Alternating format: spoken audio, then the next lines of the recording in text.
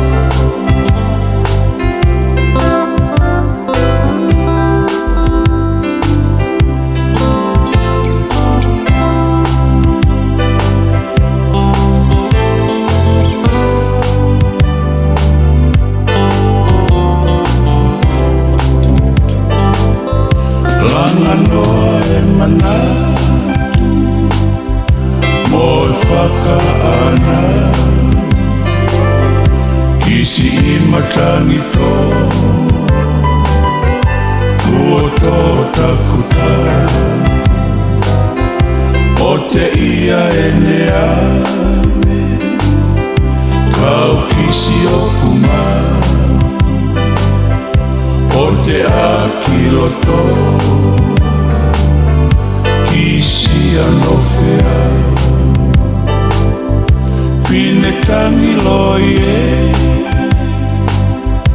O utumalama Tawheu nisi i a Fasi amore kereka Taulanga wake Oe funga whaua Uisi ile i whanga Pere o whena Wake ai so Si api masani Mawaitani Anga e ulami Asinisi Whakakoni senisi Mexico te hu Matawiki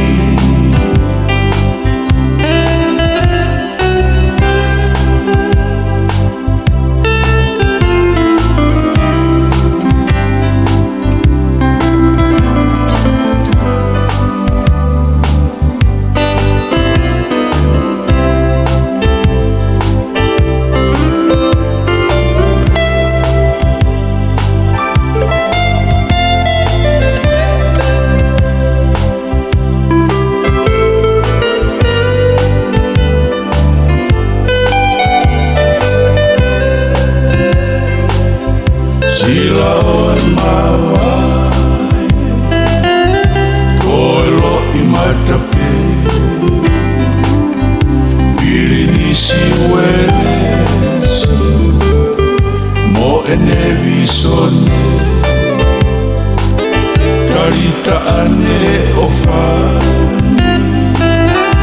Mo e muna loto pe Ufekina i helo Whakapeteria ke Whangaholani e Pea moa i tapu Fisihina e pea Pea whaki a kaka Pepesi o tou ana Iho o manatu Hawaii puna e Tarisi i folau Wake ai so Si api masani Mawaitani Anga e ulami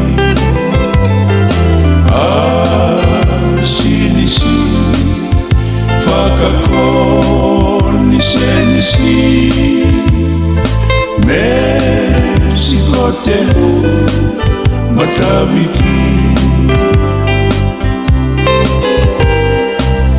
Wake ai so Si api masani Mawaitani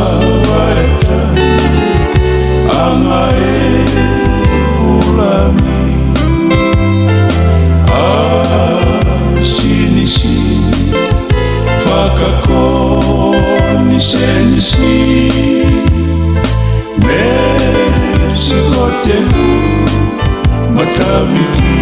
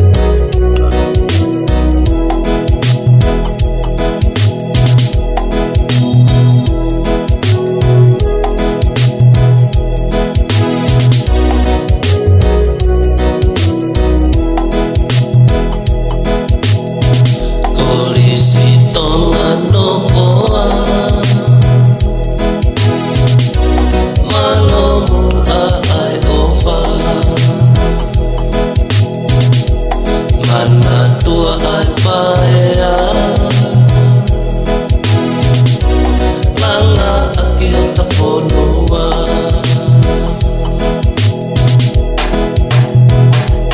amusia e muiaki tena toli utungaki kate foki ara kita lavasi to fadonia io tamalono tonga koinasi to faanga tui ai si au takala ihe mate maatonga no foa kolisi tonga no foa kolisi tonga no foa kolisi tonga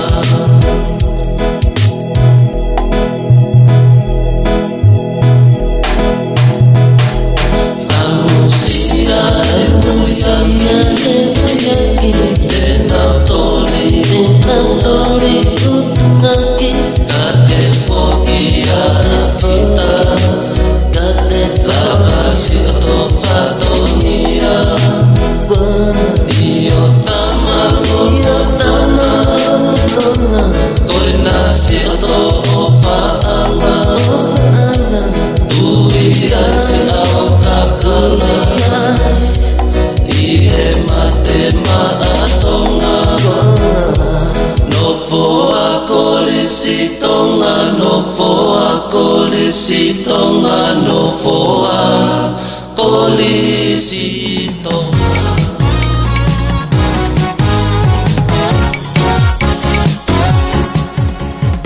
Si oloto ange ki hakatoanga a o whaangata ko ke whatavala a ki hafuki ha moa ku makehe. Makehe ono au, makehe ono lahi, makehe ono lanupe, makehe ono mea kotoa. I kai te ke manu meri ia, pia ke tau whakatumu he ne makehe. Koe ngai makehe ko ia te ke mau pe koe me lo taki enterprises. Koe mau ke ha moa aku lalanga mai pia me ha moa o whakatatau pe ki o whie mau he te ke toki laulo taha pia ke toi mahulu o hange koe mahina mo la a. Ta lewa ke fika telefoni. Ni ma ono ua noa ono ni ma fitu hiva. Ni ma ono ua noa ono ni ma fitu hiva. Oua te ke mana wasi he te tatok ti saile e tau hafo i tavala ke mahino e lava pe ke toi paki i mai mo fitu u. Te ufuste o puai kai tok wha osi atu e fika telefoni. Ni ma ono ua noa ono ni ma fitu hiva. Pea moe Lotaki Enterprises.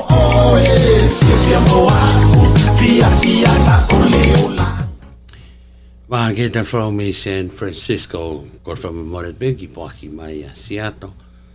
I he Hawani koia I te whahokato ai Pokalama, ka e ki Break Emily. Ora be whamalo, I moto kuto be, tau kau whataha I he Hawani, kore be whangai whatam kuto be, to a whaket me whaleni, a tā mua whahokate tau Pokalama koe ni. Ko ia tau make-up ha Pokalama, pe ne pe whamalo ko mo whiri e paenga wāke te flow, tau kau whataha. I he Hawani te tau pe a tāle o pe moto mo mea mai I he whikata apo website ti, ha be whaunga ko i o ke mea mai, pe ko YouTube, ko whiwhia ke kau whataha moki mo tolo. I he Hawani, pe a whamalo e pe nau tolo de nau. Whahoko whatongia mai me kamatanga e aho me tau station whalotu a mai ke Pokalama ni lawa e mili whahoko ato I he ahoni pia koi ai o ko honga ia ma pe ama whainga maali ke whahoko ato ne ongo e tono no ai whaunga whahoko ngau e ka whainga maulili taha ke lawa ke o atanga Pokalama ke toko ni ki tau tolu I he anga tau whanonga ka pe he whoki ko no update at mga hiongongo whila be mo ki tau tolu ka inga tonga ka pe he whoki at mo te Pasifiki pe a mo e whamama lahi pe he whoki mo tau mo mea mai me Amerikani kage whamalo he ni ki mo tolu ta pene mo kau mai Pokalama ko ia o I tau whi hia stop the hatred pe a ko tui ka e kau ni I he I he mea utau whi ao moe aho ke aho. Pe o lahi apita ngahi ECU pe a koe.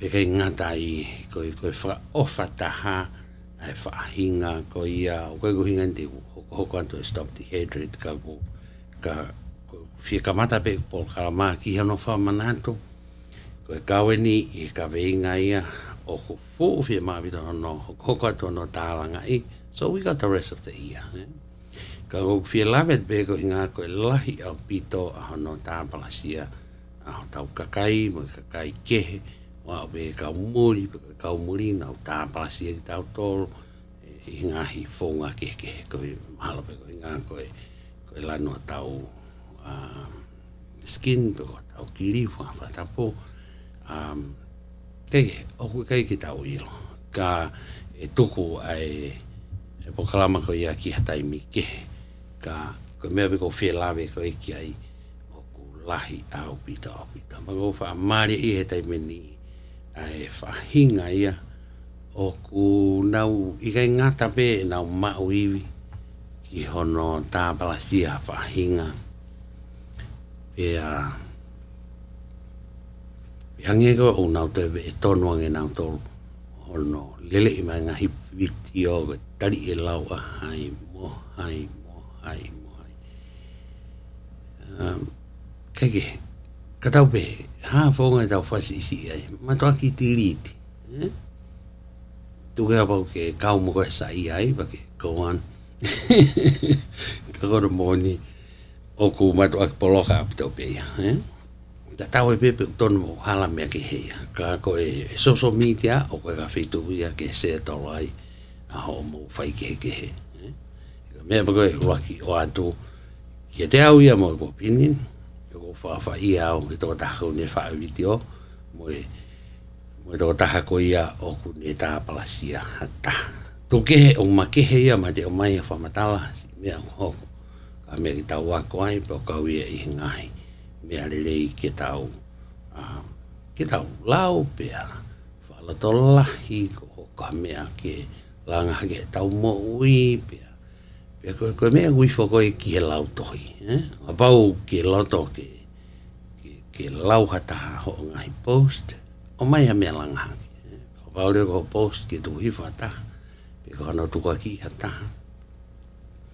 mana tu te o mai ko me o tu ku mai ka we ke lau hai to ta hai ko ni ke ne defendia ke tari mai ho me go fa matai pe ki hanga ko e ku kai ko aku te one more big personal opinion e go tu ke fainga ka we ni fainga fatongia lava ki tau whewa haki ai tara te whito ki whatongia ma whahauka tu mo emeri ki te amu personal opinion tai mi roa peo ke o hake ha mea ki tā palasia hata he ki usia tō tahako ia te usia tau ka koe peo ke ata maile ula ki te ula whakaukau peo ke ata maile lei ka pe ikai ula ki pe aua peo ha uhinga kua ke tāngia pe he ai so ko ngai mea koe te usia o koe ki ai pau te aloho mea ia au ke tuku mai e tau tuku ngā motua koe e tonga ke whai a tuku ia I he toa mamani pea ko whakaukau peko hau koe ka au kai peko ke ata mai kovi something you need reality check whia mao ia ke toi ki wakai I koe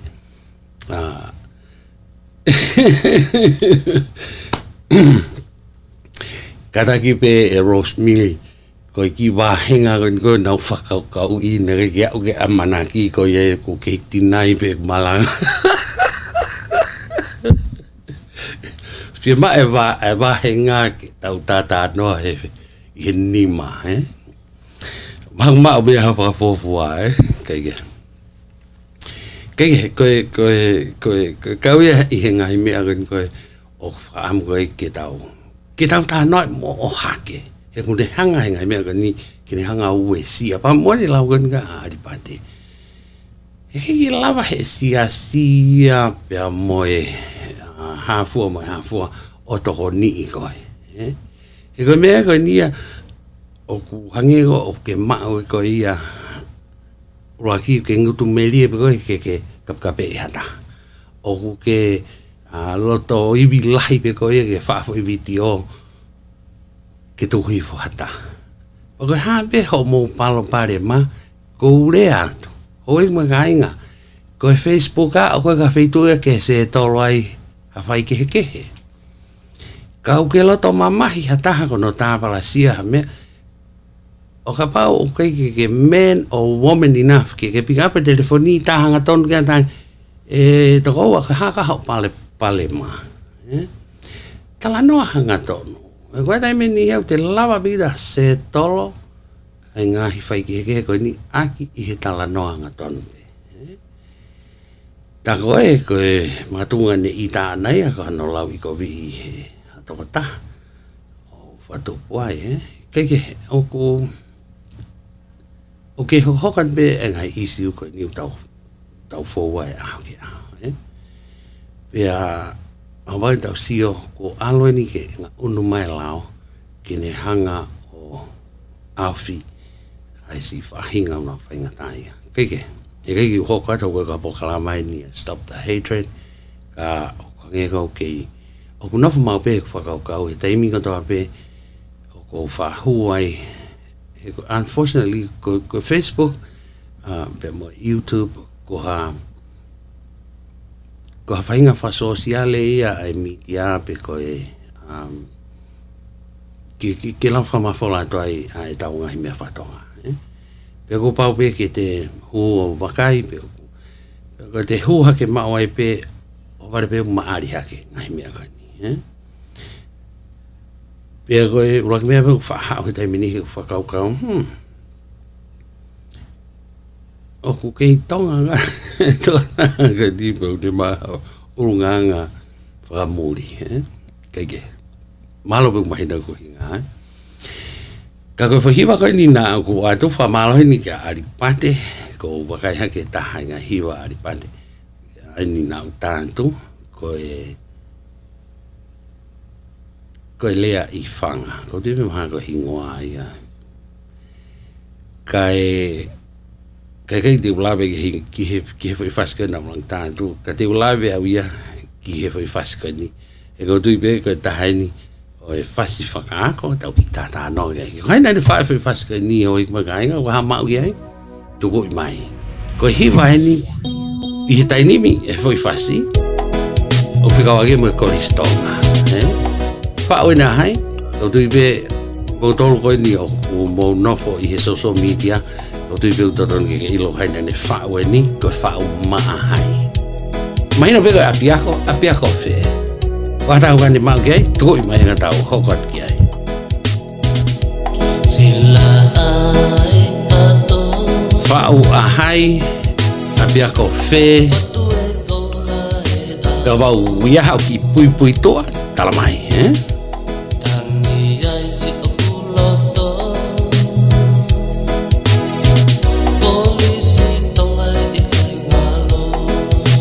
Kau whanau reti o, waha mau ke.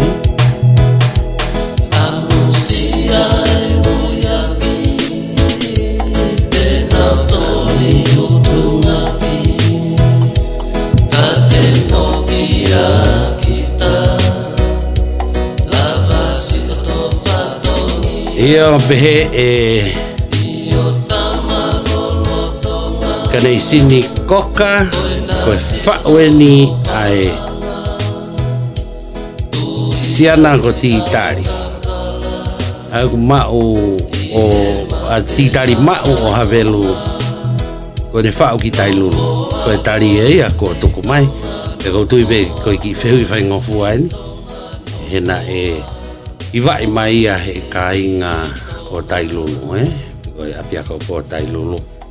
Aia I he taimi tatau pe, ko ti tari hanga tau na pureako I tailulu, kene whau ai whahiwa ko ni I he 60s, Peko 70s, ko ia.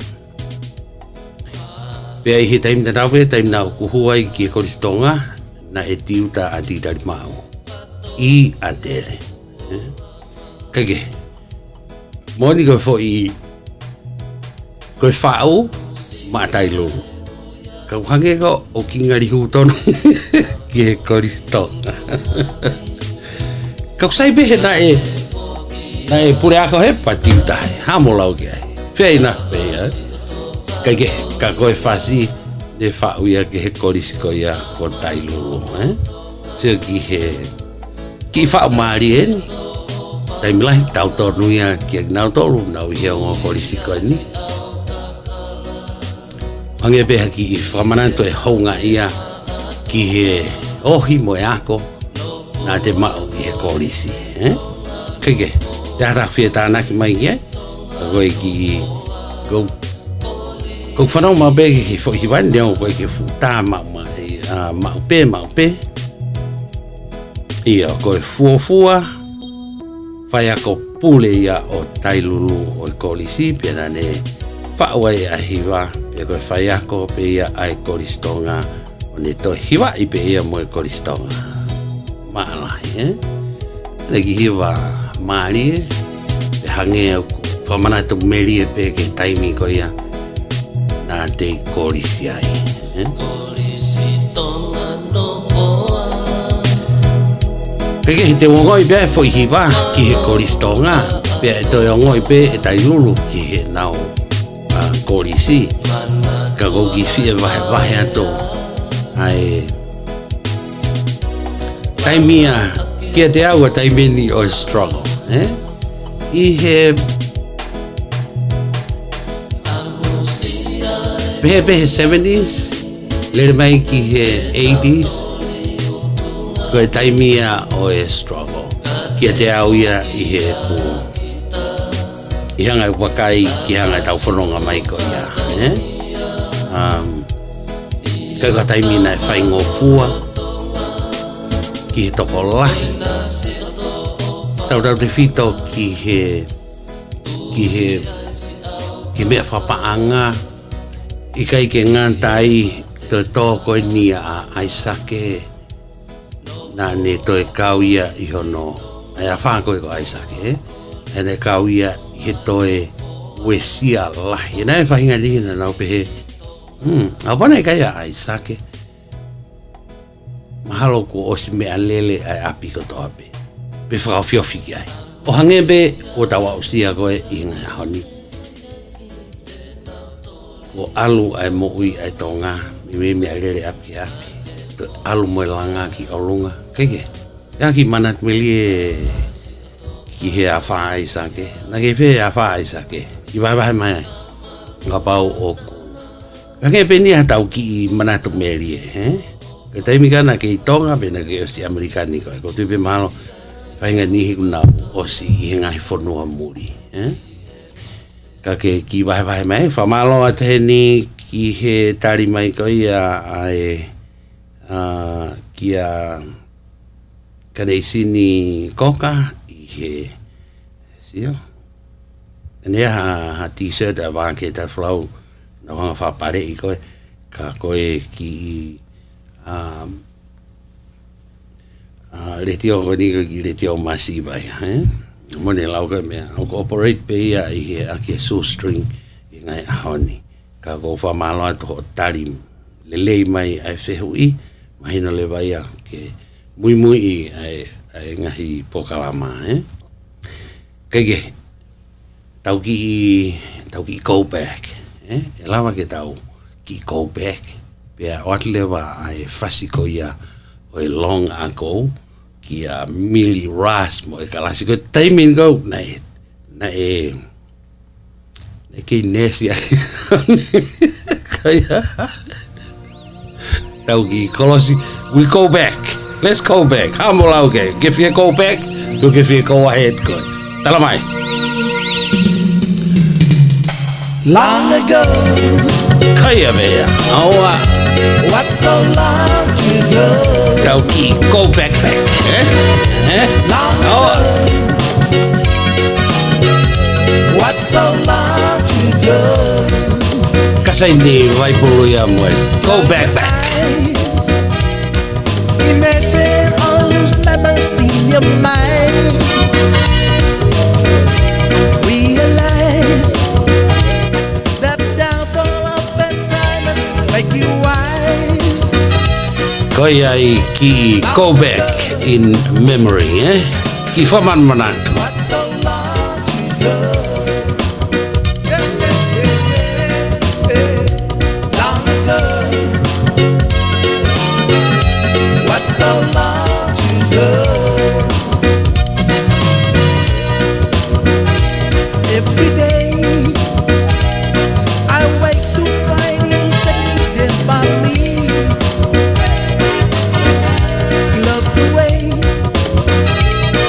leave a Mexico where has to say, oh no, long ago.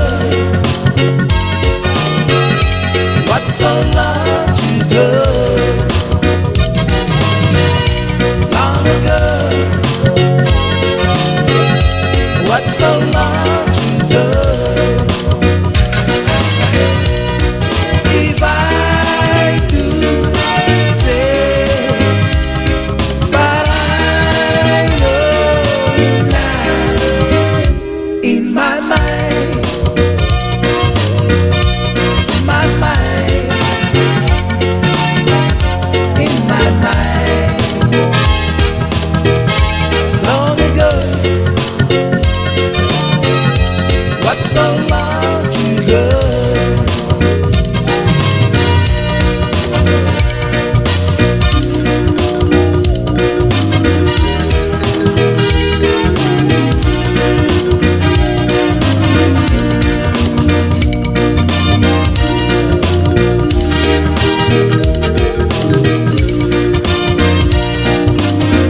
You lie la lesu,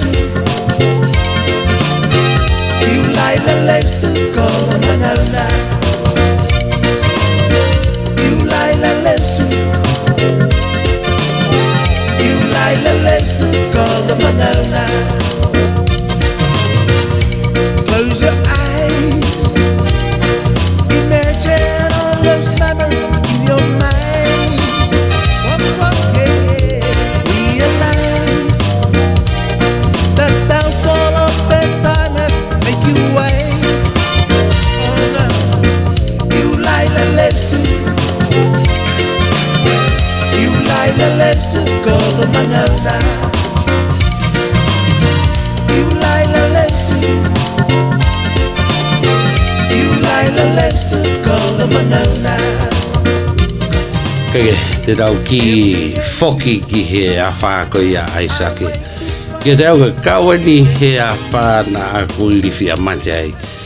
Kau hia koe malohi ko ia ai a wha. Pea ine pehe.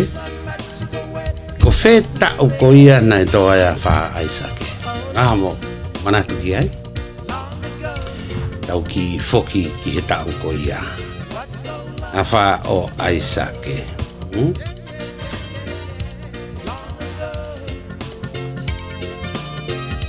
What's so long to go? If I do say, Tahiwa walua. Mori taufa. Ko tonga whena ke ia he taimika. Ko e tahiwa walua. Tahiwa walua a wha aisake. Kaweni i he ngahi a wha lalahi. E tō i tonga. Pea. Ko manatu meria koe ki he a wha ko aisake. O si kamata hape whatoka ngā. Pea. I he taimi ko ia. Ko pehe. Ko e pōnia o mea ko e whanongo whasi. Manatu ko entertainment atonga. Ko e ha. Ko e reti ope. I toka mana ke hake mai ai video and so on. Ko mimi. Ko whonga ko e tau entertainment ki he majority. Ko e tō lahi ko ia e kakai.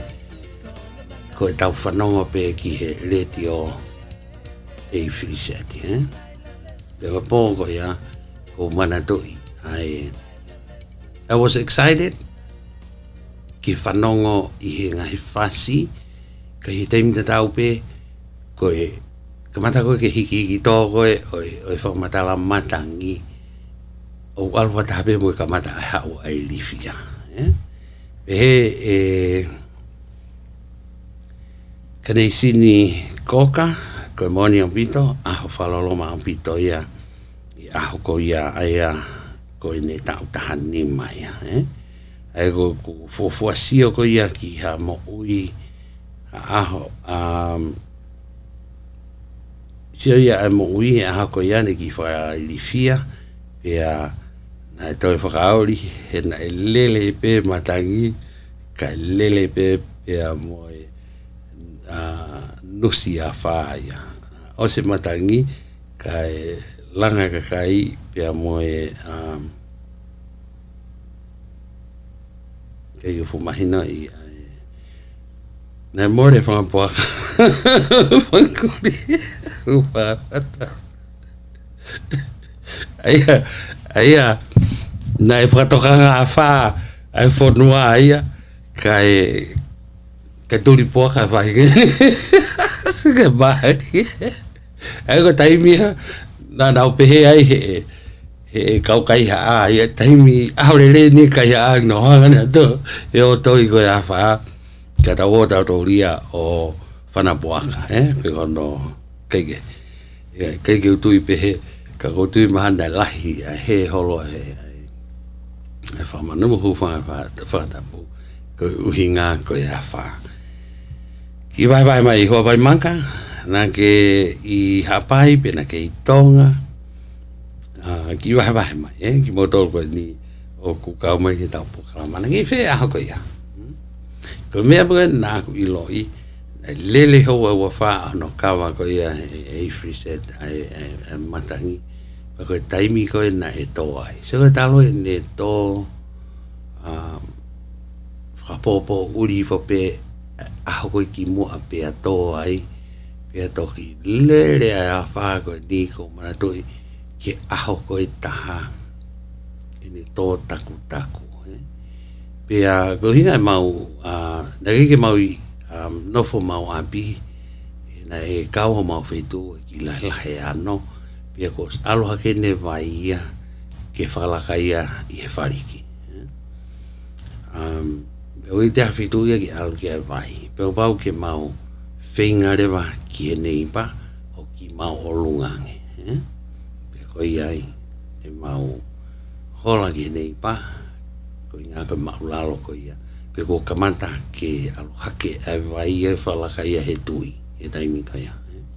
Pa ki whi eria bea o whapehe.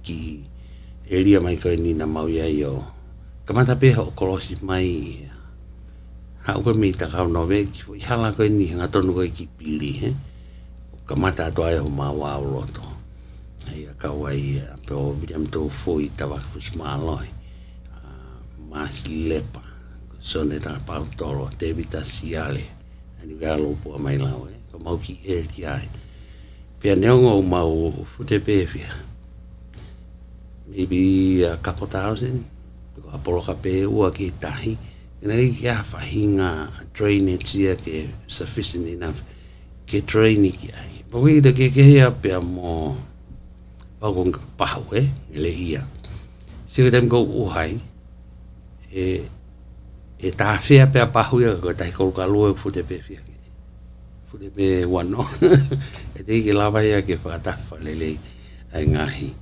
drainage ko ini kaike pero taimi kana e tō ai, wow. Ai ane whakairifia, e mālohi, ka i he aho koe taha, aia, eke whamohe lele ia, kai kei. Ai tō taku, pe tātā pe matangia ne puhien. So, ko mea pena mahino koe kau. E wakai koe mau whare, whainga koe whare piliki whoki, Pia koe whahinga papa koe nei ngahea ki he mātua e taimi koe. Koe ngai papa tonga. Rei se papa whewheka moni. E ka te whinga le tuki a whai whao. Koe mālo ka hu a whai whao ia ki he papa koe nga koe ne. Hangea hau. Whatau ane mau ke papa tonga e taimi koe. Ki wae mai whitu.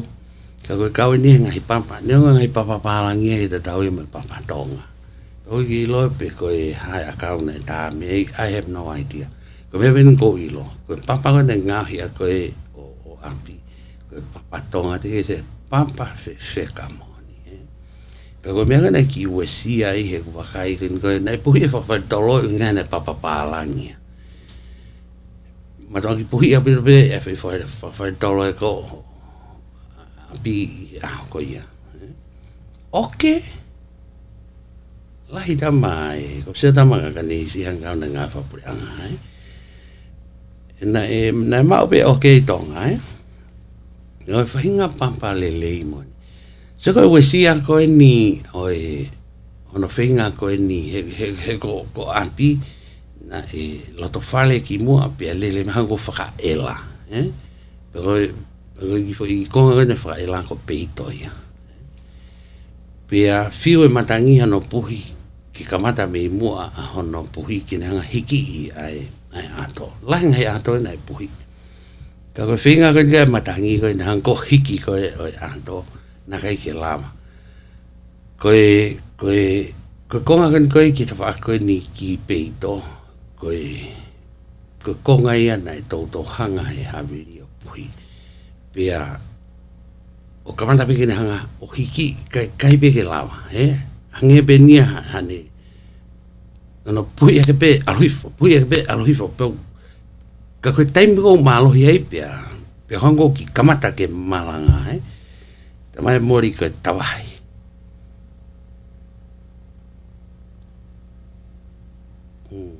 Koe ia, pehe kane sini, koe ne whanonga pehe ne kui, Ka koe whainga papa koe ia, tonga ui ke lopo koe papai tonga, pe koe tā mai mi e ua, po whewe whetu na hau mea, ka whainga papa koe ia, koe papa wheka whakauria moni, Ai koe wisia koe, nā kusia koe ki ai, koe taimi koe nana wangai ko hai koe sā ki e piliki. Malo na i e mau ngai polota ia, na hai ki a waia fō. Poko i ki lombo koe langa whakatamuru, pe koe resource pe ne mai tonga i he taimi ka, ko tui mahalo ko whasi nei. Mana i langa he, malo lau tātai ki ano hiwa, pe na holoki e ki whare papa fōta ko ia no hiwa. Sometimes in the 70s o toi langa koe ni. Ka sio, koe me ai ki he walua, tau pe hofu tupu e whare. Ka koe whare piriki, Aia o ka pau ko ia, na nau ngau eke nau tolu ia ke kusio to kansio whare lei he oskin koe ai a wha, he nau nofo o koe mausio maga me nei pā ke tō puhi koe ni he a wha koe oi ato. Pia upe hepe. Os mahino ka au ai malohi ai papa. Pia nai mahino pe ka au ia no puhi koe whawhare tolohe na e toki ngahi ek pe ia, na e toki add on na pe ia ngahi papa pālangi. Pia ka taimi kamata pe koe a whawhare tolo was the first thing to go. Just like that. He koe papa pālangi. Kai whiu ai sake hano whenga i e mau peito. He koe fo i roof system na fo i roof peta all the way. Neo na e alse pe. Whiu hano whenga. Ai a to ka a whasio na e waia fo i koto. Ano hai ko i e sa ki he piliki. Kei lawa e ai sake pohi. Ka koe, koe mea kan koe koe tama e mori ko pulukamu koe ki ilo mori ko pulukamu pe koe tawahi koe hata ha he niu ne mau le re tari koe tau ngai papatonga e taimi koe koe ki tata noa pe ia manat mele ki hawha aisa ki kawenga e hawha na e wesia tonga i tau taimi pe ko whaambe na ho mai na ke i whe he taimi ko ia. Ia hata kuane ki tānoa ngā wha aisake, kai teu tānoa pe akuia, he koe kaweni i he a wha niongo na kui tonga i he ngahi a wha mai ki muini, mahino pena e tō taku, ka nake ki ufu, nake ki uiri whia o hinga ko si, ko hinga koe langa whaune whai wha mui mui, na ko very comfortable pe au ia, i he niongo ne tōlahi a wha koe ni ki mui mai 90s, I mean e ko alfa mui mui koe ni ki tonga, i he warfare somewhere. I kai, o mahino pe niu ia, ko koe niu ia, I can almost 100% o koe niu. Kanai ngau e aki ai whahi niu ki he papa langa. Pakau ilo pe niu, it's okay. Kau koe ha papa o fu fe. o fia whakakau ha e whainga papa koe ni. Kana e ui pēa koe papa tonga. Ai o ki hau mahu. Ki he kaulanga, he taiminga. Ari pate kua hau ki mahu ki he whainga papa koe ni. E ngau e aki he mātua i he langa. Pia, nero whainga papa koe ni, he nei ai pēa ngai toi ngā papa na aku. Whawhenga ke ngahi aka mea ke. Kau i ke lawa fo i whao ia o tuki ke papa koe ni. He nei fuu. Nei fuu whewheka o pito pei. Kei te lawa ki tā tuki ia fo i whao ke papa. Tuke he kau tufu ngā nau taimi. Lawe na tō tuki kau tupe mana fu keisi i peka no tuki a fo i whao. Ka koe mea me nau mana to i koe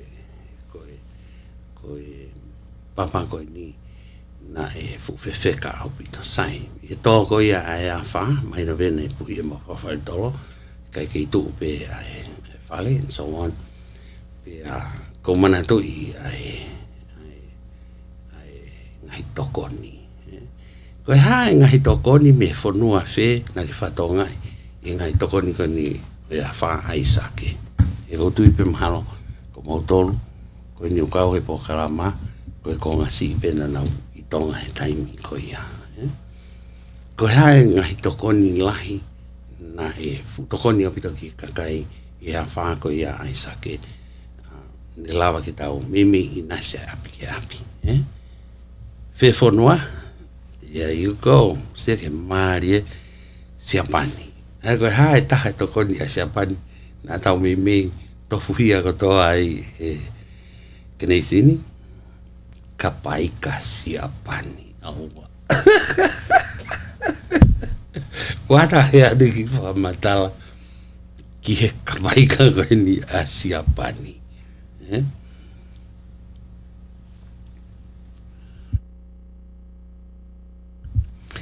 Ia, oku kei kapaika pe ia e meri, kata ki o ki tōtō mui hifo hukutui ne te whaile i koe tei.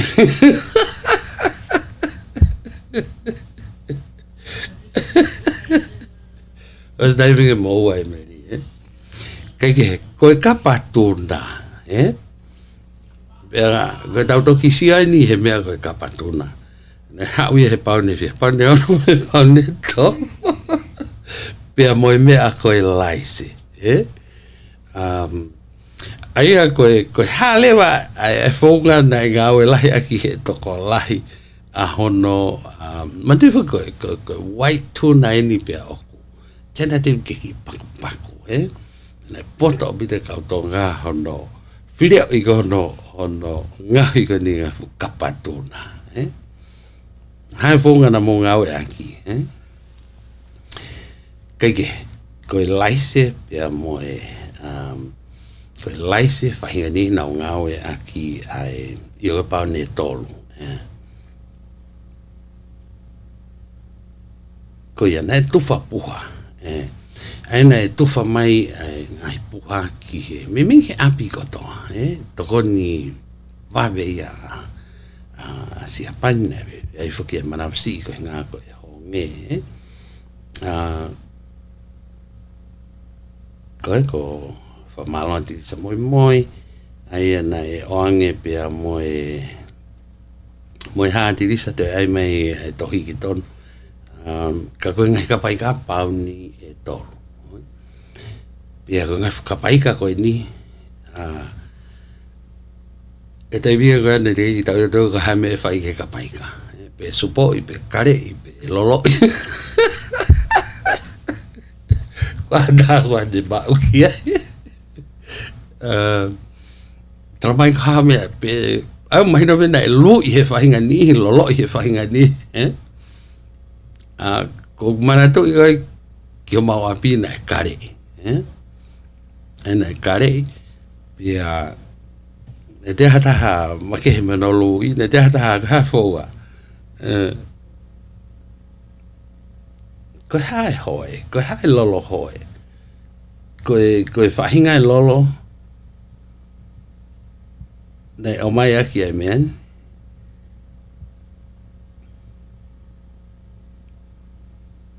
Wow. Na e supoi. So fokaita. Supoi, Io ko lolo Amerika, Ka hae ka lolo kuki peia, tako ia.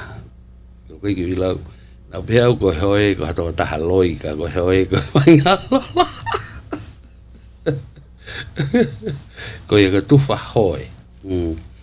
Se ko mea e tahana ki ko hanga whatonga. Ko mea mena whatonga e ka patuna. Ang ka manatu ki he tokoni ko ia. Pea ko mea ai tau pepe ko me mingo we sia taha. Ai ngahi kolo ko ia inu alofa ko me ko lai taha pe ko e ano. Ka wenga me tau feko ki moia. Ka ko uta ia mahalo pe kwa taha me wahe uta kwa heo ki whamatala ke tu kona e ngowe. E ko mana tu ia na ki wahonge ia. Maka whaawa ia pe siapa nia ki hano nui ke ngai funiu. O te hata hua le whamatala ke kau mai tau mukalama. Weha wiki lope kuheni kai telefoni pe whai whanonga te moe melia pito.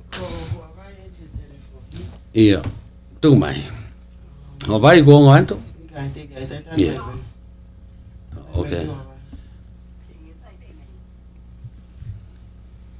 Que conecte mai telefoni ki he tau sistemi. Connect. Ia, ho vai, malo si. Ia, malo si kau mai. Yana aku Olele opita. Malo ho. Ko ia ka tau fa mo pena ke whakarea mai koe o ko fok mai a me kliniki na o mai foi akau.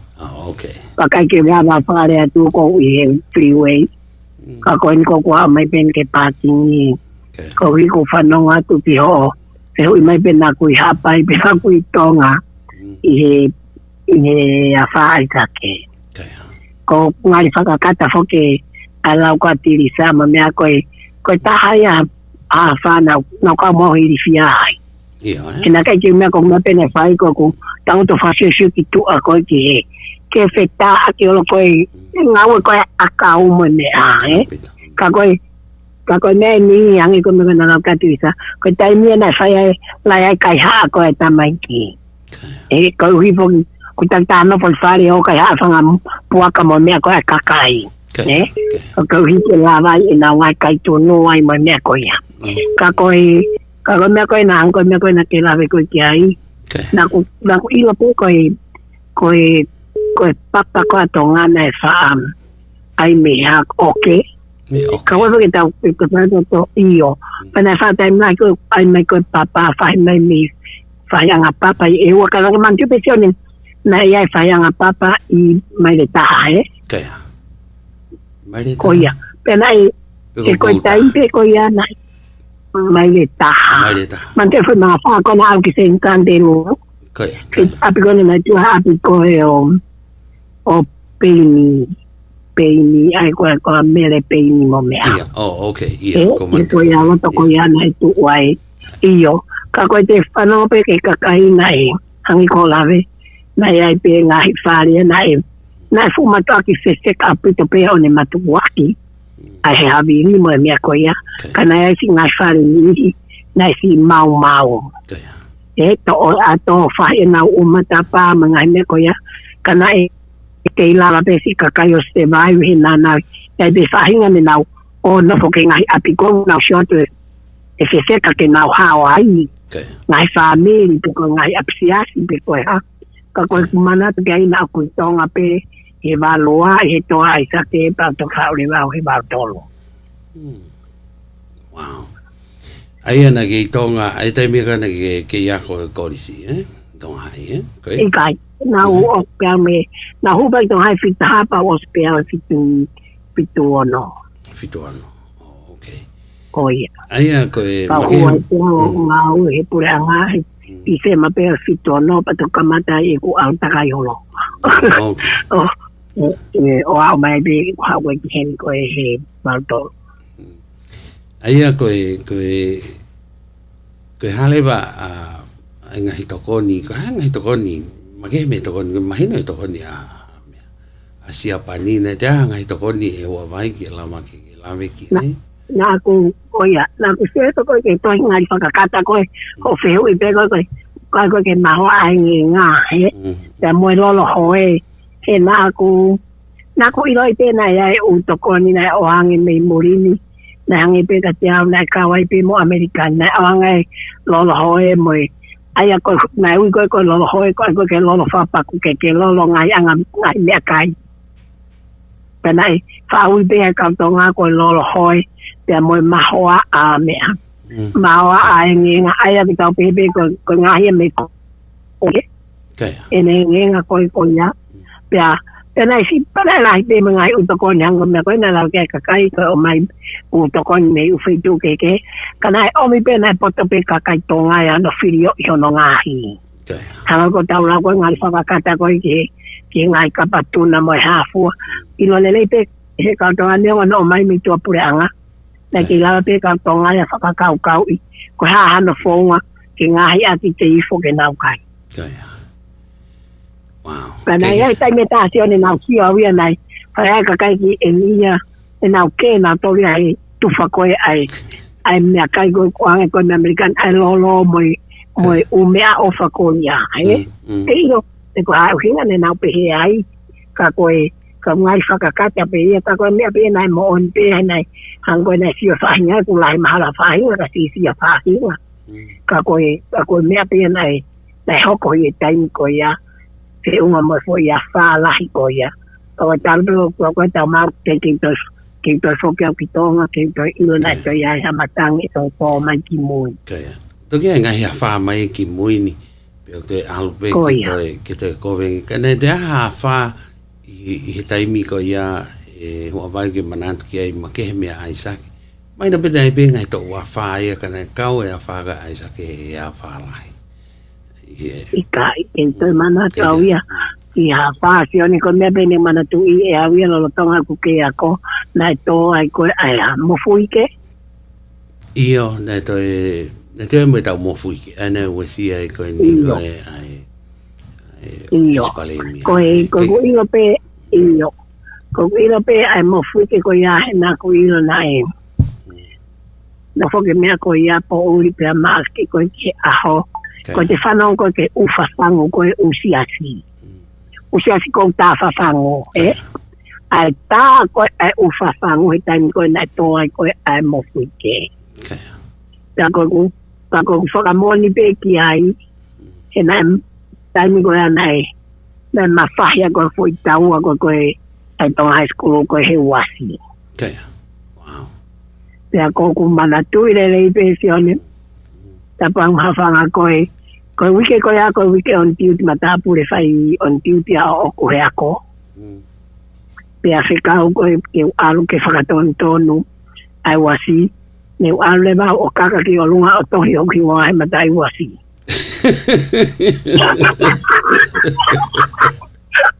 Masere koe o ngai whakakata ko first time ia ke o kakai ke he wasi talo ko hoke ako pa ko au na matapure fai on duty he wiki ko ia pea ko ala to mai ki ke o alo whakawama koe ulo ki ako ma umea ki mua pea fai koe assembly ai ako pea taha mai ke o alo o whakatonto ne wasi pea kontok fofua huwe ki he whaitu ko ia pea o kaka.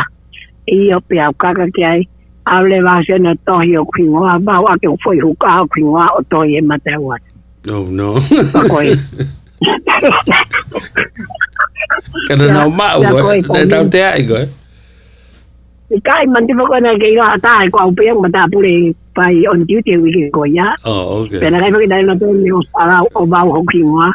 I mata wasi pas pa fifo na pinalo alo. Kaya. Koe nau ku te ako peang na huanga nai ai ko mele hifo ko ia I ako. Ka kwange ko kutana tuku ngari pau e foi mea nai fai. Ka koe anga pea e ku whakau kau sione hiku kaka ki onga. Ke tohi au ki ngoa hai mateo wasi. Ka pango ko ke taimin hoke ko liliwe ai api ako ia e taimin.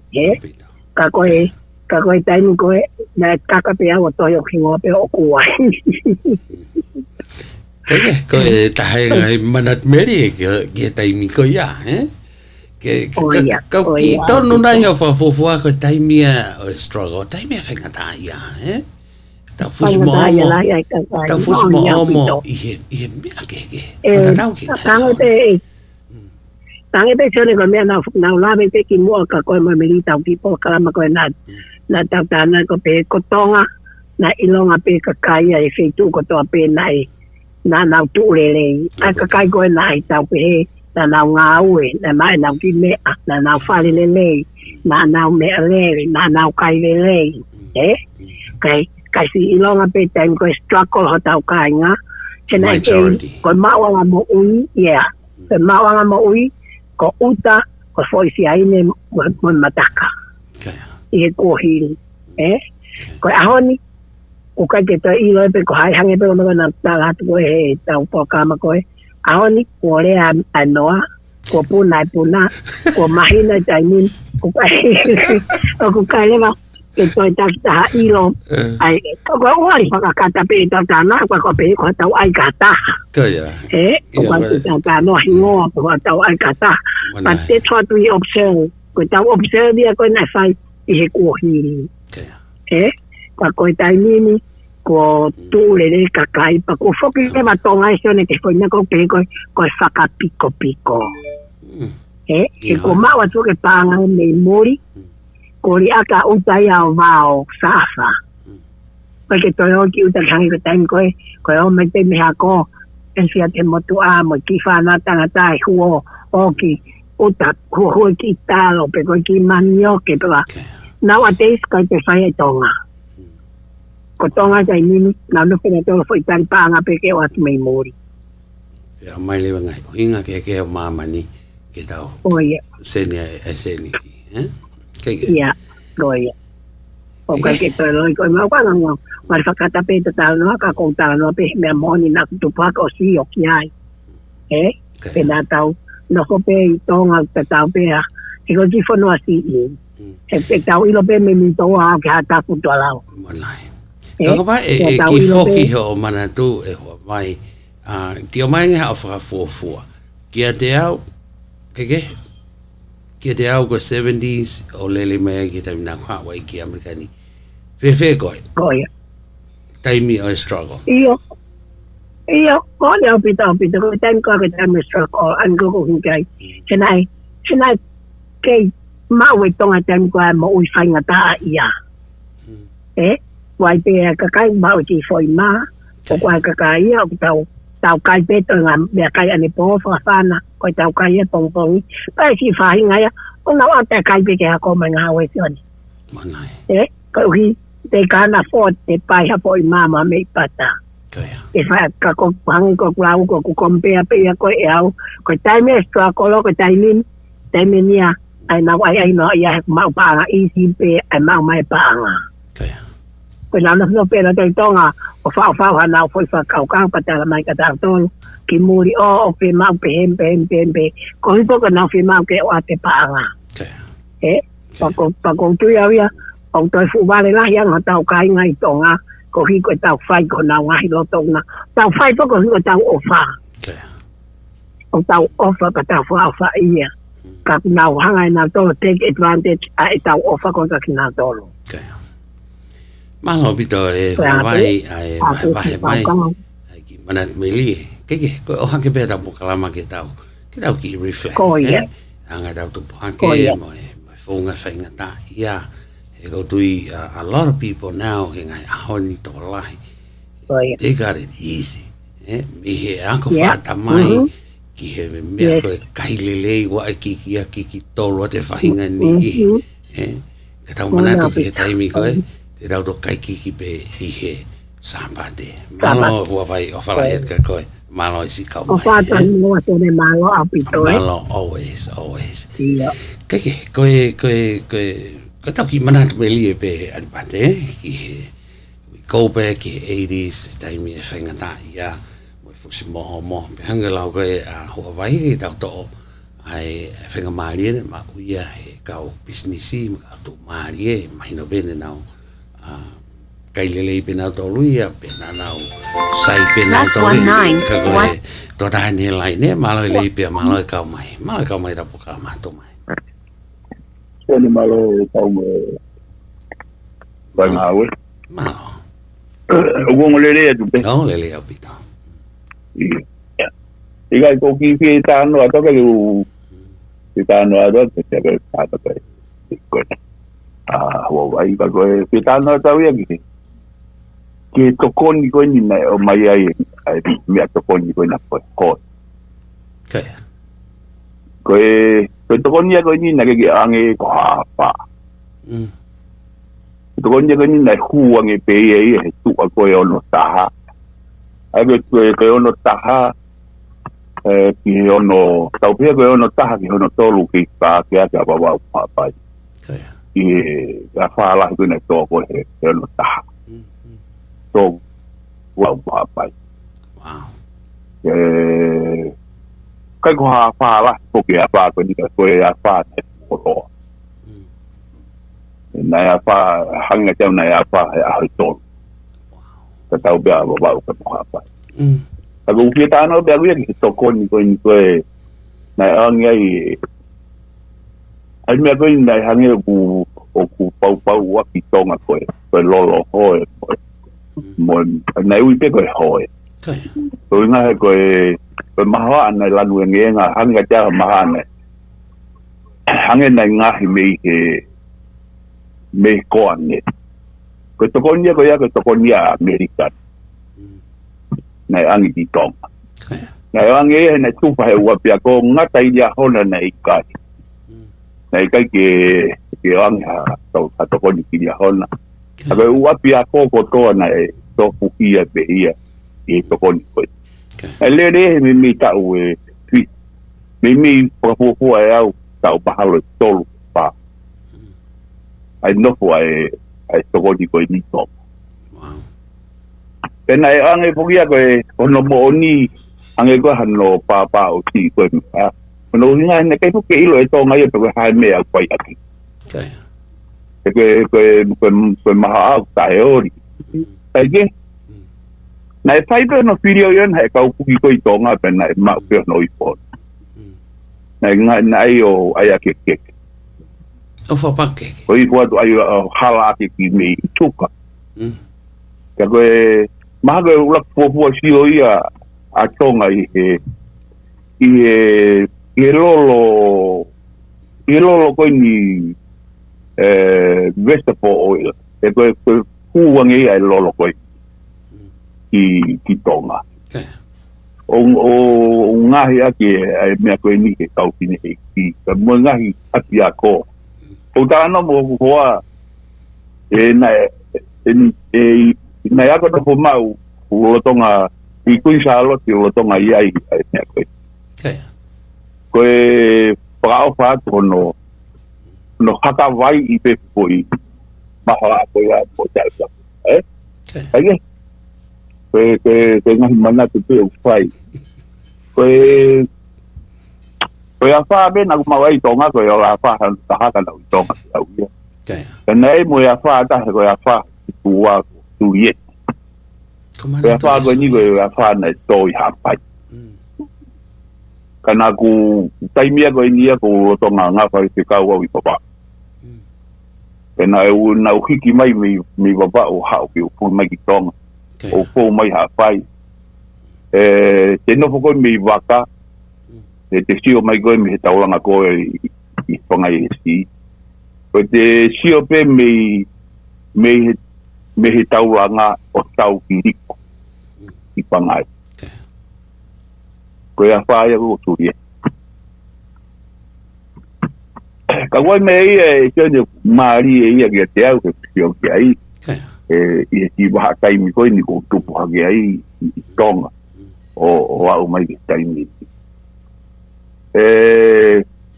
ya kai mi e ku la yange ai pe ma o to ko ni ke ka tai o hange ko tai kai mi ko e na si holo pe pare ka tai e na poka pare ha ke pe ka tai ho na u pampi no poanga o to langa pe ho na u fa e na ko ya ai ko ya pe ha ko no pai ai ko no mai ka ku ku ia hange ko e o ku fu fu fi ma uange a honia he ku no fo takai a tari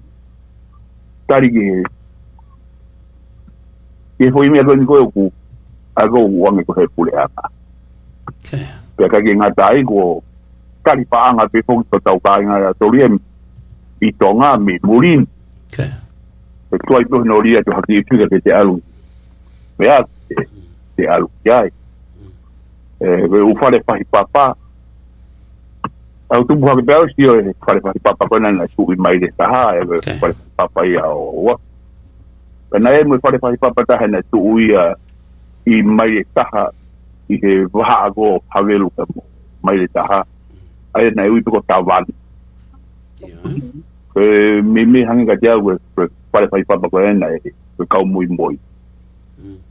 na ia te alwen me nu alo pa foki ko ki havelu me na tu pato he mai pare fai papa ko pe amo fai papa be ko me ke kwa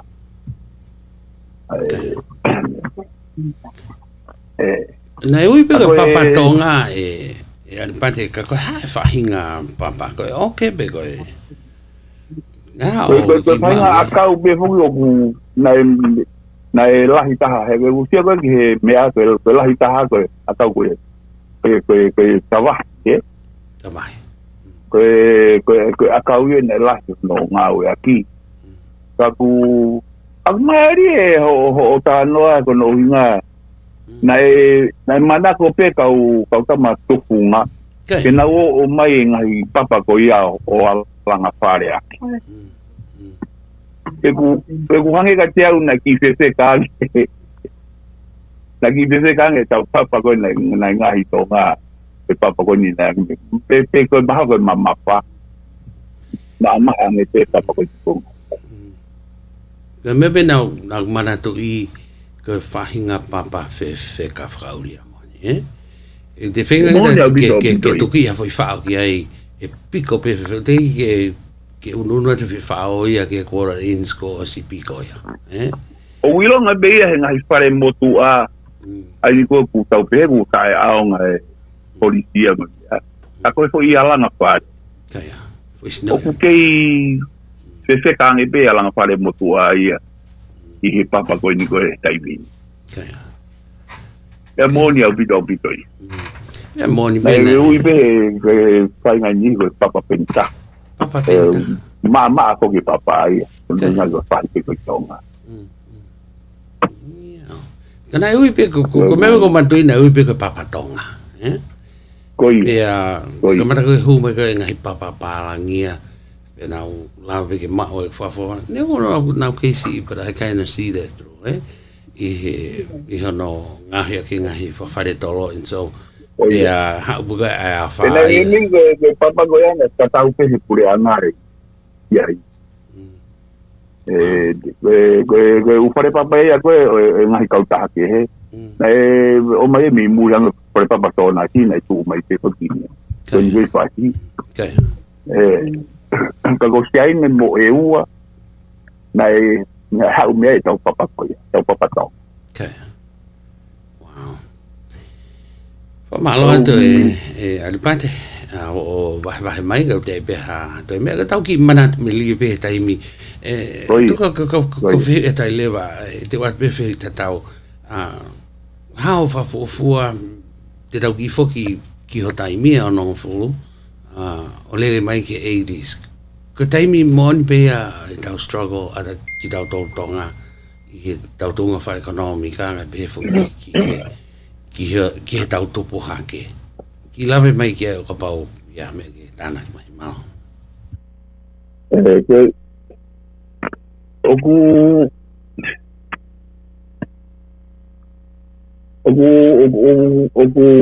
mari ho ke wi kono winga ko tau ke he hange taimi na tau sto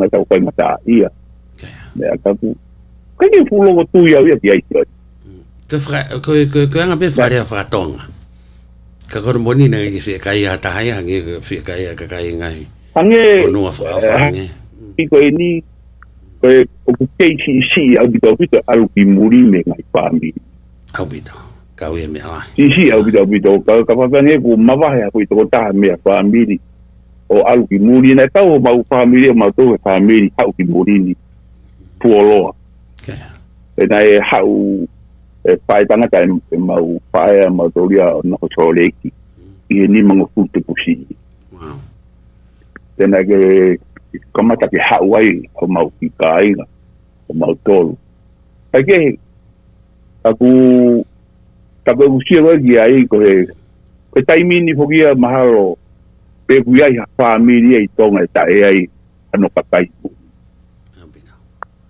ka ko ai ko ki tau mau me to poni io na tau ko aho ni ku ke hea te kai kita haki ke ua pe tolu. Koe aho ane a whina e kai lailu. Mai beha ka pai ka o miti o kai ha toko hongo funutu. Support. Koe ngahi mea pe. Ka ku... Ang moni ang gabito. E tala no ko ya e tion. Hangi hataimi matau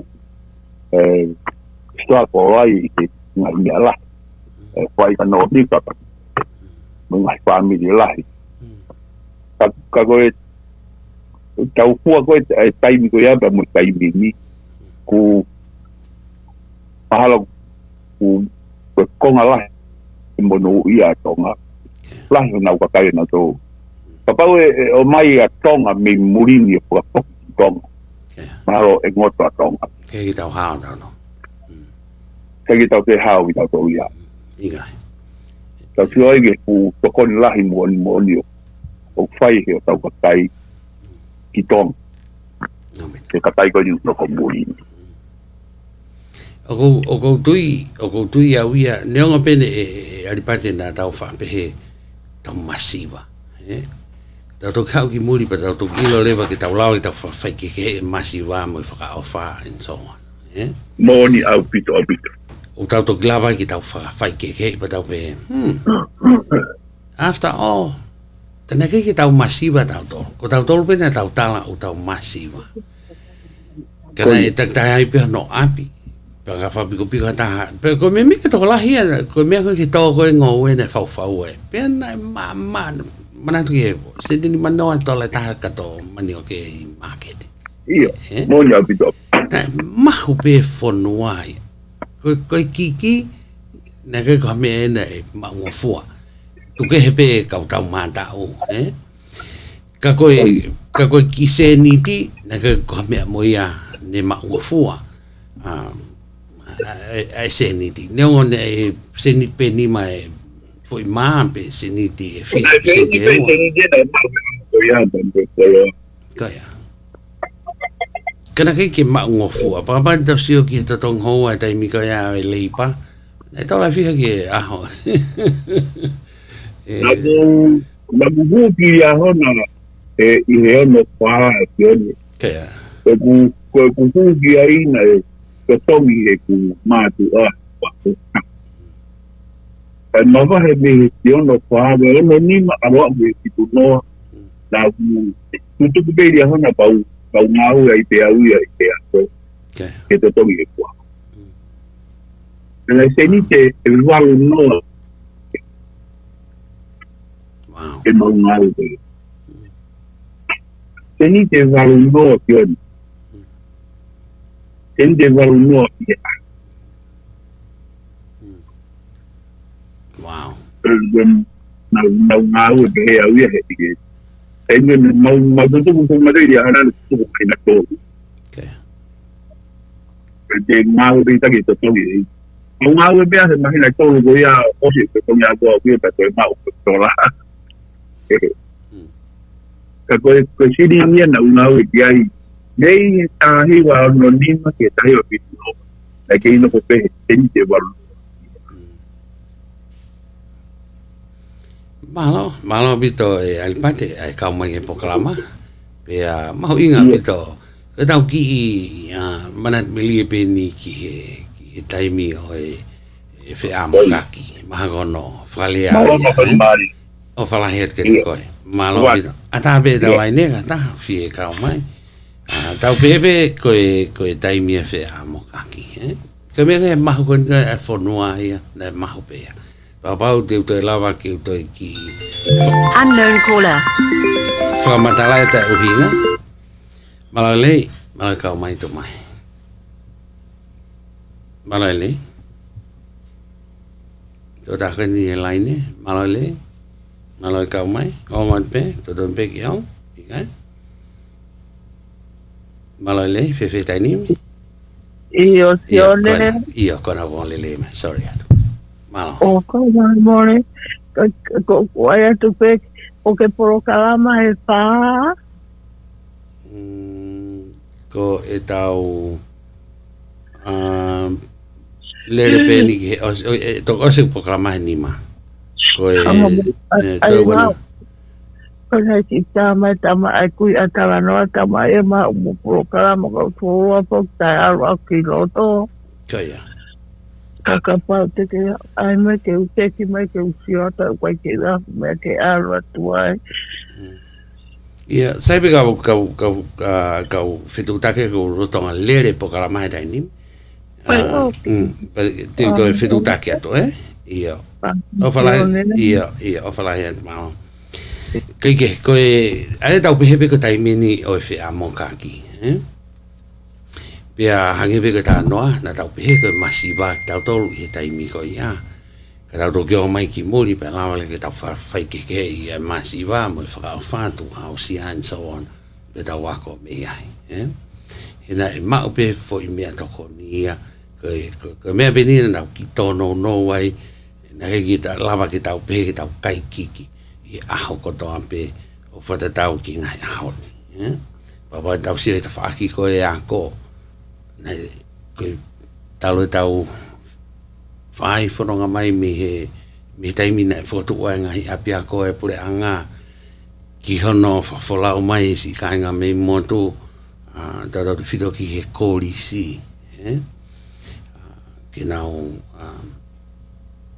nau whitukutuku mai me piko wawau hapai and so on. O nofo i tonga ke ofi ki hako. Peta taku me whaamiri and so on.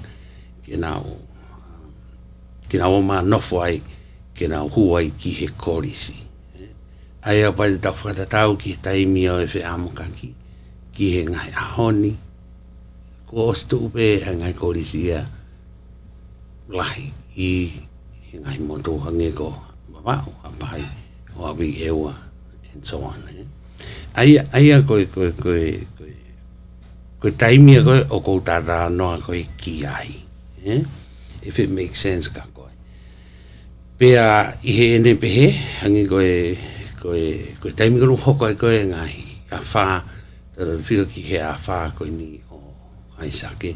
Kau i ngai mea te tau whoronga haro pe kai pe te ngaro i tau moui. A ki mau tolu koe nā mau tutupa ke i ngai taimi koe ia. Pea tau tāra noa pe hange pe tau whoki o whamananto ki he taimi o e whaingatā ia.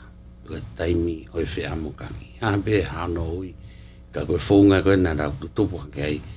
O whatatau ki ngai ahoni. Koe makehe ange ngai ahoni. Ko hao e nia, he koe hange pe koe ni, kau ate ki tano wata.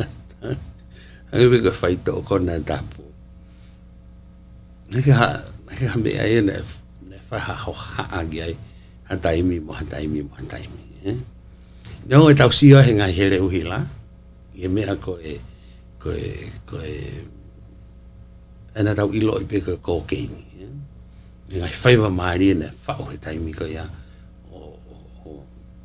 o awange ki tonga. Pa tau sia whaito ko nā tampu he re uhi la e nau whiawe aki tila and so on. Ngau e ke ngai black suitcase whono he paanga and so on. Ai koe taimia o e sio he re uhi la. Kene hanga he re uhi la ia o mai ai ngahi whakakau, ai ngahi whaiba koe no James Bond and so on.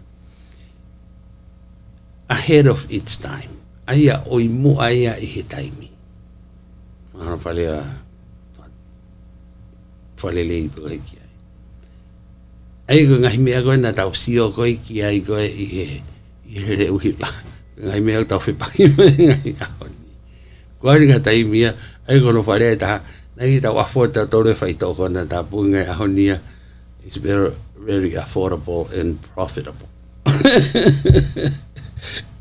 Be hua vai, moni adu pate, ko Amerika o ku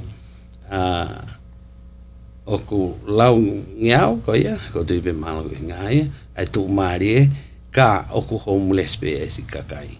Ka kotonga, na ikai ha masiva mo hawhie kai ia. It makes sense, Kia ki tau tolu ko ia kātou, kai ngā tonga. Nei, kai ke iai ha, I kai ke iai ha, ha tau whakaukau tau tolu ia, tau pehe koe masiva. Ki tau ue siange hangi koe masiva ango. Angai whanua lahi mamani. E wawea, ki ngai whanua, o toi peki na wana tō kai kere. Ingai keisini, ngai whanua Afrika. Au ki ngai whanua nihine nau kai e musie. Tira wa ta toki ai. Na tau ngata pi tau tauria ki lai kai hamu, ka koe every Sunday, koe family ka rape, they make sure, koe ki aho kai lele ia ke family. Kana te iai pe mo e si family ni ia, na kai peke maha ki kia, ki e sāpate. Koe loi lesi pe ia mo e, aki lai pere peka lai lu, loloi. Keke? Koe anga pe tau tātā noa. Kai he taimi ta tau pe hanga te au koe whaa, Emily, koe pokala mai lele mai whaa, koe? Teo wakai pe ka Emily, ka koe whio pe tau taimi. Ka koe ki tātā noa koe nuku atu, hangepe nia tau ki manat me lie, ki ono taimi, pau te kei ki ke vai ua tau tātā noa, taimi. O he whainga tā ia. He kuhanga he ngai tā noa ni o mai ai ngahi manat mili. Kai ko api ko tau pēnā e nau mea lele. O whare tau ki ngai ahoni. Koe mea lahi ana tau ngau ki mea koe lue lalo. I kai ngata pē tau mo ilele he lue lalo, tau toe ne si e tau kai ai kakano I manu, tau tau fito ki he sipi, ai mea na moia ki kai tolai, ai mea koe sipi, o ke iau peke ahoni neonga tau tosi holo mea ke kako, oa peke tau au kafu mei sipi, oa, koe ne lewe vai, e koe kawe he ngahi mea, na tau sio kei I hono taimi. So, ngai mea elektronika, hei ke fu fe whao. Ka koe mea tahana I stand out. Koe uhinga koe ngai whare whaiwa hele uhila ko ia o Loni Vea, Tari Eva, ko Uliti Wata, I hene, fo kamata mai ko ia Uliti, I think, I he early 80s. Hanga lewa he ngahi whaiwa koe ni o neongo nai sivi ngahi whaiwa koe ni ono o mai koe ki tonga. Ko pau ke sivi a he nai pot ngā ui nā tok ngai ke sivi a o whaiwa tu ngai mea koe ki taton mo tau kai lava ke whakahua tu ngai whare whaiwa. Pana iai peka o whaisiwi e nau ki ngau ia o rite taimi ko ia I he tutuku koe ai ako koe whai whaiwa. Peka taimi kan ko whasiwi e kan koe ngahi whirimi pau o ko seipe aho ia o ko schedule ke na o mai o sivi pe ko to ta sivi ke ne tango to pe o si o pe ko ni ko alha ka me ko ne ilo we e ta ofi mai pe a tu le va fai va ka e frata filimi pe ko fe ko pe a te hanga le va o to ko nga ko ya o si ma pe fu ya e ta masivi fai va Aska pa to hormui to le fai ma e kamaranga e konga ko ya ka sivi ka ko ni na e kai ke tuku ai ai sio ai kakai ki hanga hi me hange foge ka lauga pe ku fa tapu braus au se monkey si monkey tu ta si ka me ta fai yang ai ku fa na tu la pe ya ka ko fa me mo pe ka ko anga pe get to the point aya ko taimin na ta si ko taimi o matana vari ko ulu o rebe te se ka mata ki ase ki foi kala ia he ulu fa hinga ni pe a alu mo fa hinga style ka mata ki diriu aya ko no fare ta ko ai be foi mea e ha mai e fai wa people start copying ko finga ko ke stand out pe lahi pe mo ngai nga ia o ngai me ke ne ha i le uhila na pick up ia i ho tau kakai ai ko ta au ia ko ha ko o taimi kai hi taimi da tau pe ko moni ia vita ari pate na na ke fai ngo fua fe ai migrate ho tau kakai ki ngai fono muri ki no sila na ki fai ngo fua ngai ma pe no sila ya Australia pe foki Amerika na na ke pe ke fai ngo fua let alone na mo fea ko ke te he ka va na ko ha me na na fai ngo fua o fa da tau ki ngai haoni fe puna pe ta ka fe do is simple ka ga ni ma ni tigide ko ta ba na family ke to ko nen ki en tigide ki au fe mo more likely o ta fai ngai me ko ya ngai uinga ke ka ko hinga ko ke kamata ko ni migrate tau kakai ki ngai fonua muri he ko mana toi ke ako ko GPS na o mai ai mahalo o ko mana to i pe ko class tolun pe class fa I'm not sure ngalo ya ko me bene stand out ko fe au hi ko ni na pe he ta mai ange au frata ta angai ta o me hen how tonga look like i to lahi o tau kakai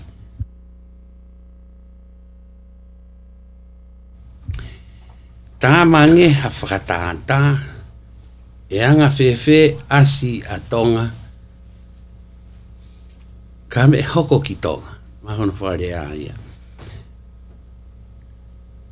ka alu ai toko lahi ho tau kakai ke to e toko lahi ange kai ke koe nai toko taha nane tae whakatata ko ni pia ko ne tae ko ni ka whakatata pa ne tohi ai ko tonga ai pane hanga lewa o tohi i he whatata ko ni e funky kakai a very simple drawing e funky kakai e da nga mahino be ka tau ta funky kakai ko funga e tau ta ko kakai ko funga ngana ni ta I don't know if you can see it or not ko ono ta ko funky kakai aia na ne hanga o tāte he pe tohi pe ko tonga pa ne hanga lewa o toki tā e whanki si ana like that and so on aia something around there hoi ilo pe atu pe watalele pe kai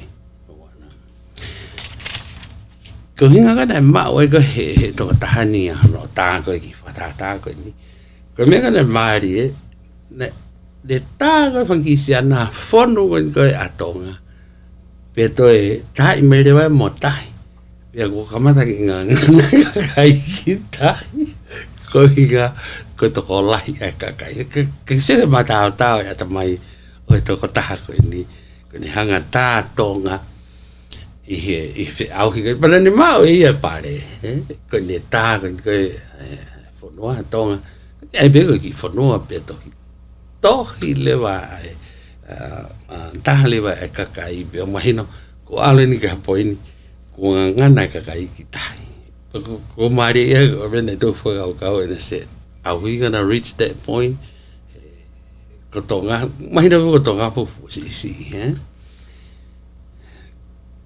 aya instead ngana kakai ki tahi na migrate kakai ki he ngahi fonua ya ko ai hoi magai o wase dau taimi ka to ke anto ai pe ki fasi ko ni ngalo ke ka li pate ko ha ai lea I fanga ka ko hi vai da fa o se aki ta po kalama ka ta si ang ha po kalama meli e ho to no ai fa ke ko sen to mo ka hil ga ta fa malo mo to taimi ki ta ko fa da pa nga va ke ta fla ke ta make a program ke ka wa schedule ko ya siato malo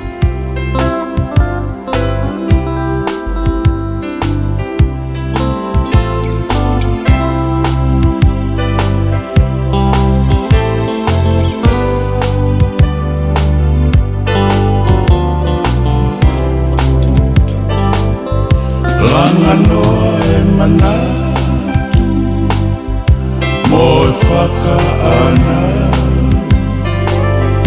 kisi I matangi tō kua tō takuta o te ia e nea me kau kisi o kuma o te a kiloto Kisi anofea Fine tangi loie O utumalama Tafeu nisi I a Fasi amole kereka Taulanga wake Oe funga faua Uisi ile ifa Pere o feina Wake aiso Si a Bimasani Mawaitani Angae Ulami Sinisi Fakakoni senisi Mexico tehu Mataviki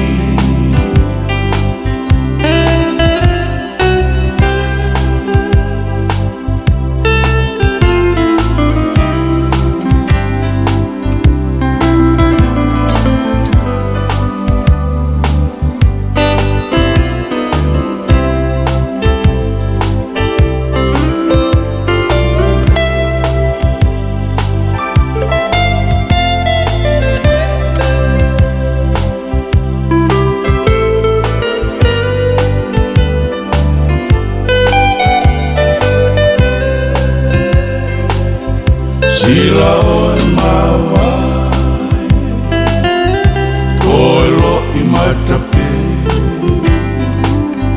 Piri nisi welesi Mo e nevi sone Tarita ane o fani Mo e muna lotope Ufekina I helo Whakapeteria ke Whangaholani e Pea moa I tapu Fisihina e pea whakia kaka Pepesi o toa After each big play, Iho o manatu Kawai punae Tarisi I folau Wake ai so Si a bimasani Mawaitani Angae ulami Asinisi Fakakoni senisi Mesikotehu Matabiki Wake aiso Si abimasani Mawaitani Angae ulami Asinisi Fakako Eri o wāke tau whalau ke tau taimi hoko tau tonu e whā, pe au ke tau ki polo kalama makehe ko I he whiawhini, pe a moe houani aia te tau whepo talanoa aki ai, pe a moe tangata koia ko talanoa hōwhanga. Pe a neongo pe e te vita, pe au gai whihene wuk pa moe ne tangata eki. Neongo pe te vita ku ke yako pe moau ki he wa inga koe neka pulwhaka Amerika. Ka go whaam ke ulak o atu e ki fo I vitio koe ni ikai, saipe. Tuku pe ke hoko atu e whakatalanoa. Iyo. Mau sai ke ulak o atu e ki fo I vitio koe ni. Ko tahane ki fo I vitio e te vita I he hono hulu I koia o talanoa hu whanga ko tui mahalo ko vitio e 49ers. Let me play the video before we start. E saipe te vita pe am hu whanga, Sai wito mau. Iyo, sai. Hoek mo kainga mo wakai mai ko talanoa hu whangai ni I YouTube. Ko tui koe ke puri peunga mo tō koe Amerika ni mo mamani ko tō ai tangata koe ni teu ke tau talanoa. Kai tu ke tau wakai ke ne fo I video koe ni ki mu apa tau toki hoko atu. every thunderous hit. Talanoa Hufanga. After each big play, every thunderous hit, he finishes with his signature celebration. Not for his name or his college, but for the country that shaped him. While other kids his age spent their weekends playing or relaxing, Talanoa Hufanga learned the meaning of hard work on his family's farm in Corvallis, Oregon. In the summer, it's pretty hot. Sometimes you gotta take care of the cows, you gotta water the garden, a lot of yard work, I'll tell you that. So anything that has to do with a shovel and a rake, you gotta get used to it, but it was fun. Most of the weekends was a lot of working, so it's just like whatever we did around the house. And I'm not saying I'm the greatest worker. Like I had my moments where I've tried to hide from going upstairs and try to play video games when my dad's looking for me to grab the shovel, like I said. But at the end of the day, that's probably where the work ethic really came from. When Talanoa was 14, he took a trip with his father to Tonga. And that would change his life forever. Going back to the native land of where my pops is from, it was a lot different than what I expected. Seeing how he grew up, dirt floors, just working all the time, it's a very different type of living. You know, it's a struggle. I remember the first day I got there, my uncle had woke me up at like 3:30 in the morning, 4 o'clock. Mind you, I had went to sleep at like 1 a.m.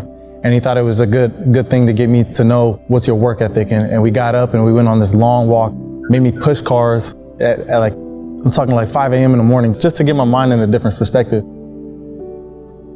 You know, I really took that to heart, not taking things for granted, understanding that I have a bed that I get to sleep on. It made my high school career and my college career of what really like hard work really meant. And just got to continue to work each and every day.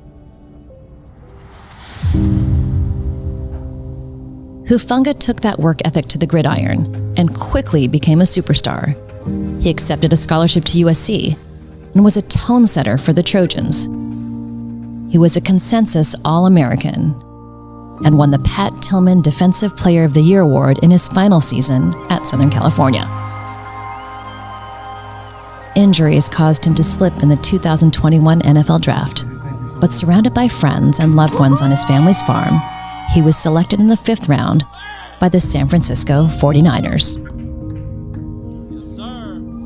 Now on the game's biggest stage, he takes every moment he can to pay tribute to his people and show kids like him that anything is possible. Seeing what I saw when I got to visit, it really changed my perspective.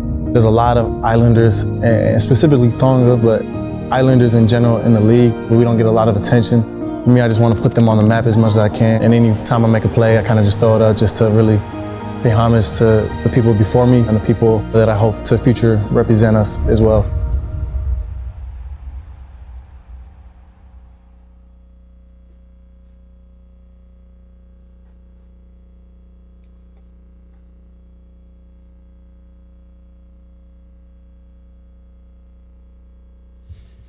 Le dio make da frau da leia David Hofanga ka be foki kia talanoa Hofanga I he Zoom o kulama ke na mea mai ai ke whahaki popo tā noa pia mo Brock Purdy, welcome back to Sports Spectrum.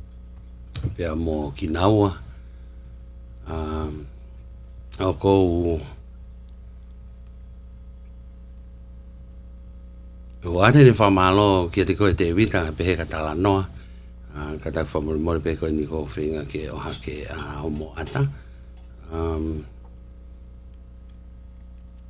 mo e mahu inga ko ia o e ki popo tā noa I ahoni Emily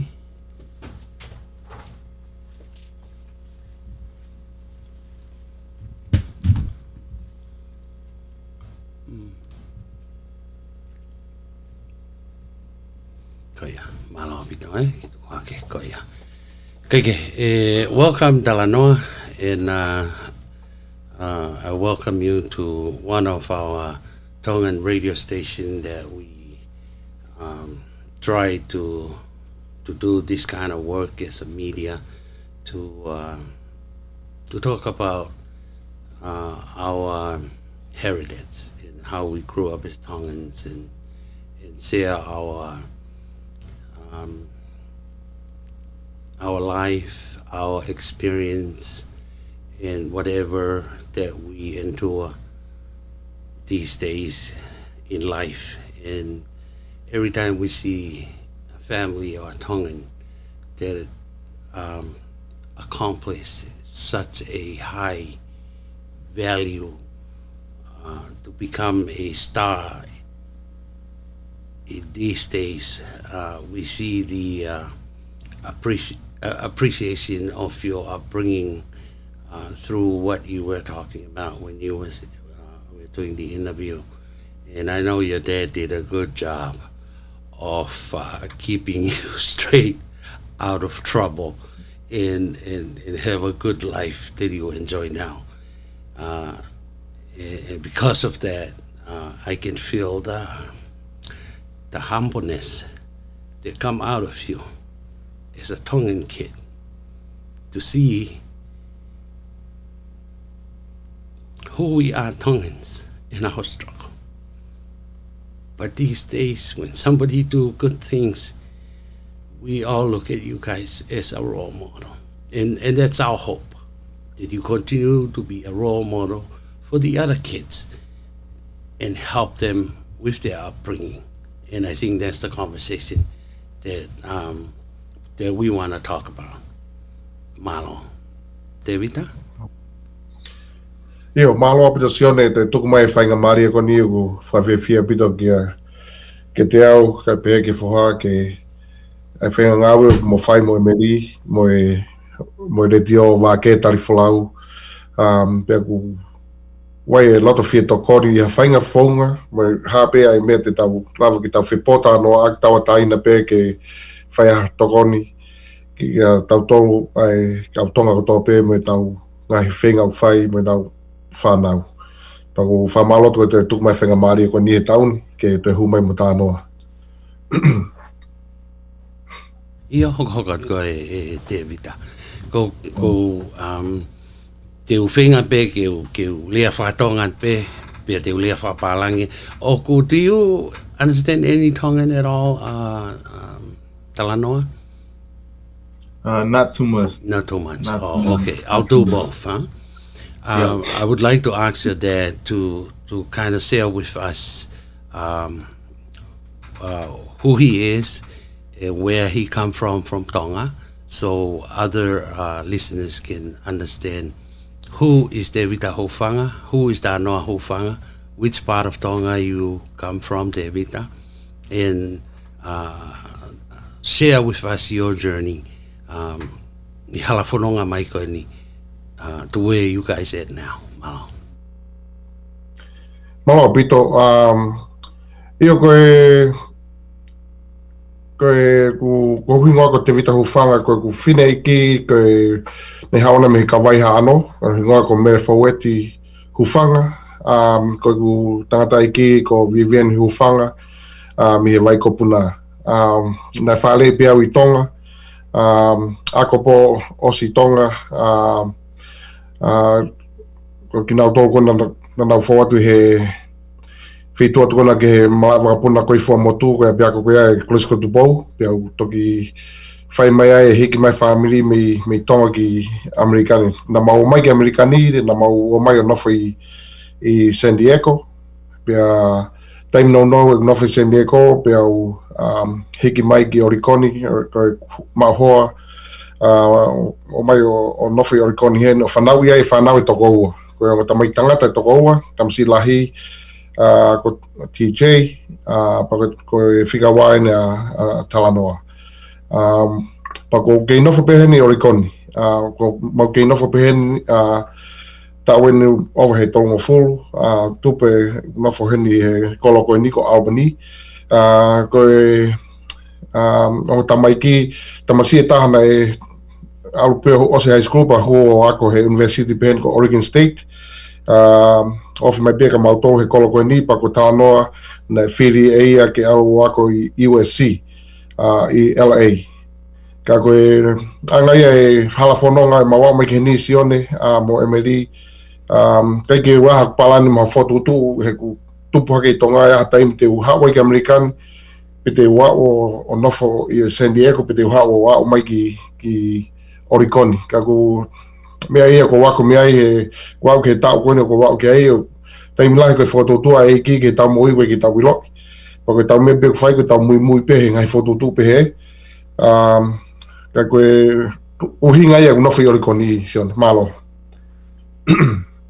Malo vito te vita a hono ki whamatala i mai pui toa pia ko whampe ke ko whamarunel pe ki e kau viewers o ko i kai ko hana to ki kau mai ni ki he po kalama ka ko whampe ke tau ki foki ki he kamatanga te vita for the new viewers i ngā he ko i kai ke ngata pe i wham ke ilo i e kakai e whanua kai ngata pe Amerikani ka pe he foki ki ho tau kakai me New Zealand, Australia, Europe he koe tafuke ni o e marketi o e mala e koe a kapulu wha Amerika o kaue ni i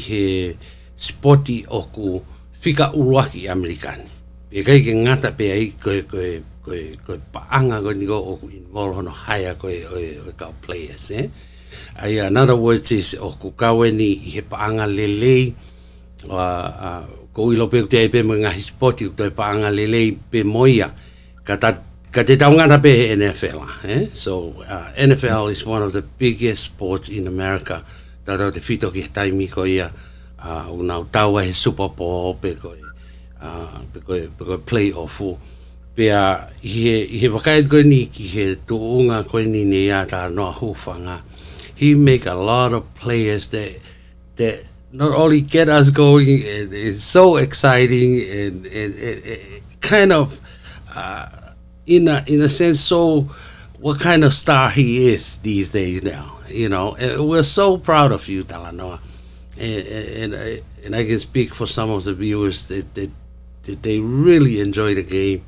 not only that, you play a lot of good games so far. So can you share with us, even though you did share with the NPC when they interview you on your upbringing, but what do you want to add on to that? Talanoa, Malo. Yeah, thank you. Thank you guys for having me. You know, my upbringing was unique. It was special. It was something that was different in my area. But for me personally, you know, it's rooted in faith, rooted in family, and for me to go out there and do what I love to do, it's meaningful to the people that are around me that help me get there. You know, and so I don't take things lightly. I don't take things for granted, because every opportunity I get to go out there and play the game that I love, it's special. But it took a lot of work, you know, and I grew up on a farm, my pops and my mom's, and being able to get those disciplines of working and understanding what it takes to be diligent within your studies, it helped me, you know, take my transition to college, and from college to the NFL. It continued to help me just do my best to be prepared, to be the best version of myself each and every day. And, you know, those are kind of the different things that I love to do, and it was meaningful. So appreciate it. Devita, hangi koe vai koe tuku mai koe e Talanoa ai ne talang fua pito a Talanoa ni tupu hake ki ngai fale I mo ngai ako naki na ke whahoko hangi koe ne launa mo I whama pia koe ngau koe whama koe ka ngau e uksisi ki vai koe mea nau kaua I he sio koe koe ke interview pana ko kata pe I he mahu inga koe ki he whanau to listen to their parents. These days, most parents are struggle. Kids, they don't listen. They think they know better. Some of them end up in the wrong side of the road. And most people that listen to, and most kids that listen to their parent and sacrifice, then end up in the right side of the road. There's two ways that we on our journey that we try to accomplish. And most kids that do listen, they enjoy the roots of they enjoy the blessing of that.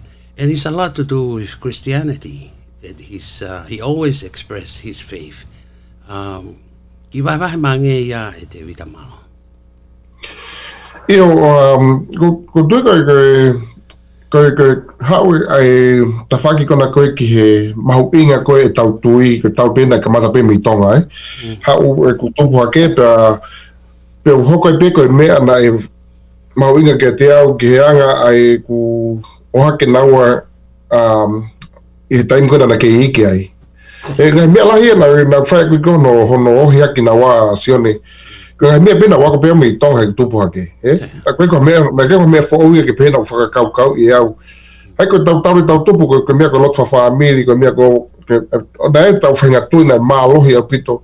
Koe uhinga e koe e tau tānoa e mea koe a I he taimi kai. Te teo ke whai mohe, whai lotfa whaamiri. Koe mea pēna tau wanga maheni ki ai mei tonga. Pa whai me pēho na hoko e mea koe a. Whata mo mai kona nofo mai ki uta koe ni, mau whenga nofo koe ni koe ki mau nofo he city, o mau nofo mai ki uta. Tau, koe mea pēra na mahini pē mo e mea koe ai tonga anga tupu hake e whao, koe o, mea ko tau pēna e whai, na kiki ha mea, koe o tō ngō weather, o ta aki mai o whai ki mea he. O koe mea pē, na ilo I whapapau e whai ke mea koe ni, foi whonga le leia ke mau wheohi ai mo whoha koe ni. Na kiki wangau ke pehe ke honga whangau e popula I nawa ke lava ngahi ngau e lahi. Hoke foi e mamana ho mai ki he niko a whonga ke mau ngai whakataha ai.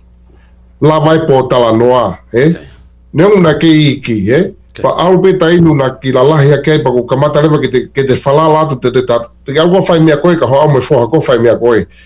La vale me fuha ke alo fai me ko Deus se tonu pe ko feohi mo nga fata he ka ko me ai ko me pina ta o mai me tonga na o mai me tonga o ke fono mo ri kon ta no foi ko me fo ni ta mi hi o ke wai ngai influence a fono ko ni ta to loto ta to ke ta le to fonga ke ka fai me na ki ha fa ka ko me pina mo nga ka ke hoko atu me ko ia hono hage na wa pamhara ha ko te na wa ko ma wa ofi pe apu na anga mau ka ka pe atu fa me na loto pe gia yo ke te fa hanga hi ka ko ma ko tari ko feusion ko fonga anga no hake he nga we he work ethics pa mo mau mo faith based ko me ga to bina mai pe me tonga he ka mai mo he maka ko nga pe ko fe tai mi te hanga fra nga ia ai mea koe ai te wa miki I he taimita rau pe malo pito te vita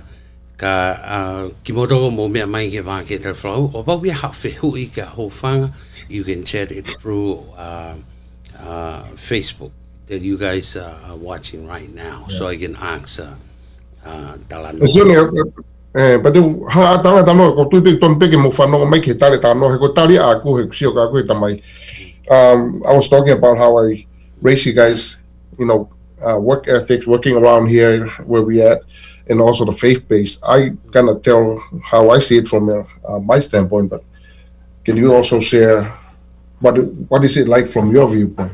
Right, right. Like one of the main standpoints in our family it's for me it's always it has to go in this order. It goes faith, family, and football. Because faith is the reason you're gonna be here. It's the reason that God's gonna, by the grace of God, He's gonna give you the blessings around you to be alive, to be able to breathe, to be able to spend time with your family, and that's what leads into the second one in family, and that's why it's so important to be together, and that's what we're truly put first in our household, and then third was football. And when you get the first two right, they align with the third one. And football, I was able to go out there and play. But the things around here, it taught us a lot of different stuff. The determination to have a want, to have a drive, to really dig deep in times that are tough. You always want to go have fun with your friends. You always want to go do these things, but those were sacrifices we made for the better, because you understand what the bigger picture is.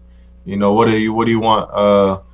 What do you want your family to look like in 10 to 15 years? What do you want the blessings around the people and being able to share that with the community? How can we always give back?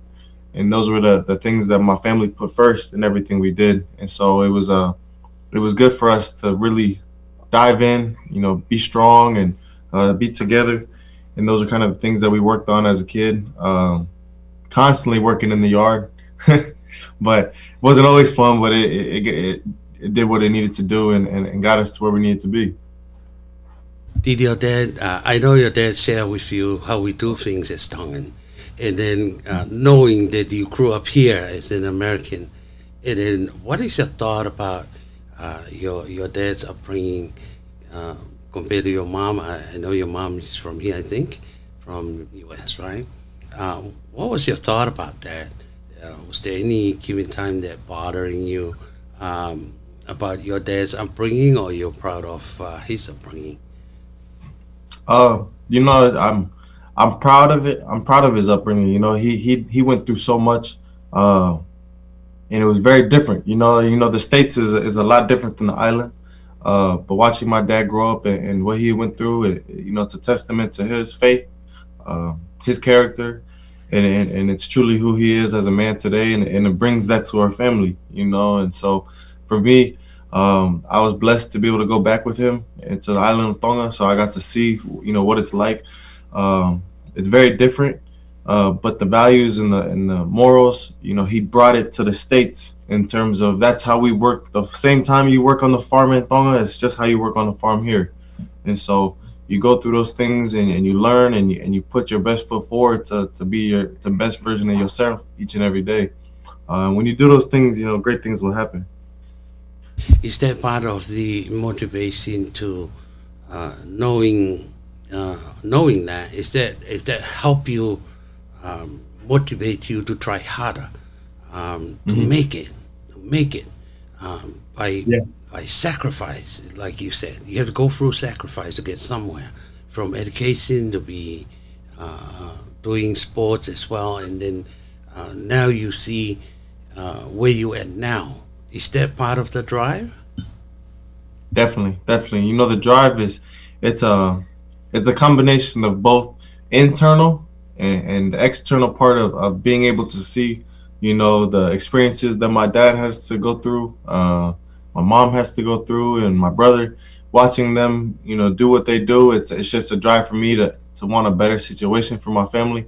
Even though they've blessed me with so much, how can I continue to be better in every way and aspect to be better for my children in the upcoming future? What can I do to really sacrifice now for a better life down the road? And so for me, it was always an opportunity just to do what I love and what I'm passionate about. Football was something that I loved as a little kid. It was something that drove me to do the things that a lot of people didn't think I was able to do. And so for me, I was able to go out there and play the game and play with my heart. And when I was able to finish it at the end of the day and be where I'm at, I didn't want any regrets. And so I pushed myself as a young kid just to do whatever I could to get here. So now I'm here, and how can I do my best to win as much as I can, be a team player, do whatever I can for my team to win, and just have fun. And like I said from the beginning of the program, stars these days, they have become a role model for our kids these days, knowing the struggle, how they go from here. What would be your advice to kids that they feel, maybe I'm hopeless, maybe there's no way I'm going to make it to NFL if I love sport, love football? What would be your advice to them? You know, the first one to me was, you know, you have to be obedient. You know, you can't just sit around and want things. You can't just sit around and say, oh, I'm going to get this, I'm going to get that. Or the opposite, you're going to sit around and say, I can't do this, I can't do that. One thing you have to do is be obedient, you know, and it's not easy. You know, I think that's the first step that a lot of people think it's going to be easy. So when they go and try to do what they want to do and it's hard, they quit. And so for me, you know, my advice would be to be as obedient as possible. You know, when you do a workout every single day, don't quit. You know, it's going to be hard. It's going to be miserable. But in the end, you're going to love the return. You're going to love the blessings that come with it. You're going to love being able to say you didn't give up, you know, and you continue to fight through adversity. And then the second thing, you know, good advice is, you know, trust and follow your heart. You know, your heart, if it's not football, it's okay. If it's not basketball, if it's not being a chef, you know, it's whatever you feel that you want to do and you want to accomplish, put everything into it and follow your heart, follow your dreams and write goals down. And when you do those things, wonderful things will happen. Thank you, Talanoa. In other words, follow your dream and don't give up. Because when you give up, that's it, you're done. Same times, I want to yield to Emily. Emily, want to go ahead, Emily. I think your mic is on. Malo pito Talanoa ka maho tangata ki David, and it's a blessing to talk with you again for our listeners. And there's a lot of listeners that saying your sharing and your stories help them. And it's an inspirational to everybody, especially when they have kids. But at the same time, it's inspire us adults as well, because like you said, we got to do what we want to do. And I just want to ask a question to Talanoa. Every time I watch the rugby, when Sione watch, every time I watch the football, because Sione is a big fan of the 49ers, I only have to watch for Talanoa Hufanga. Right. And when I do things around the house and I heard your name, I had to look at the television. Right. That's the only reason why I try to watch football sometimes. But anyway, I just want to ask Talanoa, what's your favorite food? And can you talk about, because you said it's a tough area, like the discipline that you have. Can you talk about your daily routine and how difficult it is? Because some of us, discipline is one of our weaknesses. Yes. But I just want you to highlight the way how you spend the day, especially preparation for the football. And not only that, what's your favorite food? Yeah. So my favorite food is tough because I have so many. You know, I love, like, when it comes to Tongan food, I love like lupulu. If it comes to like American food, I love like pizza and Mexican food, like burritos and tacos. So it's like all over the place. I'll be honest. I eat everywhere. But for me, you know, the discipline is crucial because, you know, I struggle with it too, you know, and being disciplined every single day, it's not easy. Yes. But I can tell when I get into my real deep, like, part of my heart, what do I really want to accomplish? You know, I kind of pull out a different person. You know, it's like, what do I really see and what do I really want to get out of this? You know, playing football, do I just want to play? Do I want to watch? Do I want to? I know, and I truly believe I want to be the best version of myself each and every day. And so, what does that look like? Well, it looks like a very disciplined diet. It looks like a very disciplined sleep schedule, disciplined hydration schedule, and training. And so, in order for me, my daily routine during the off season, it starts by waking up super early. You know, 4 a.m. Doing the things that nobody else wants to do. It's uncomfortable. Yes. It's not fun. You know, sometimes I wake up and I do a cold shower because it wakes me up, and it's something I hate. But at the end of the day, you know, it's waking me up to do what I want to do. So, you know, you have to give up a lot of things. I've given up soda. I've done those things. So it's like I don't even drink that anymore. When I was a young kid, I stopped drinking. And for me, that was the first discipline thing I've done, you know. And when I was going through college, didn't have social media. And so I didn't do that just so I could stay focused. And that was another discipline that helped me. So, you know, when I go into this off season, when I train, we wake up super early and we go work out, and then you sleep, you do all these things, you eat, and you do it every single day. But for me, it's just a want and a will. You know, I want to be able to do what I want to do and play the game that I love. And it's a desire and a will to win and be the greatest person of myself each and every day. So it's tough to be disciplined, but when you pull it out of yourself, you find it in your heart of what you want to accomplish. And when you can do those things and find it, great things will happen. Thank you, Hufanga. Too bad I don't like the burrito, but I like the pulu. As you know, Talanoa, us Tongan, we love to eat.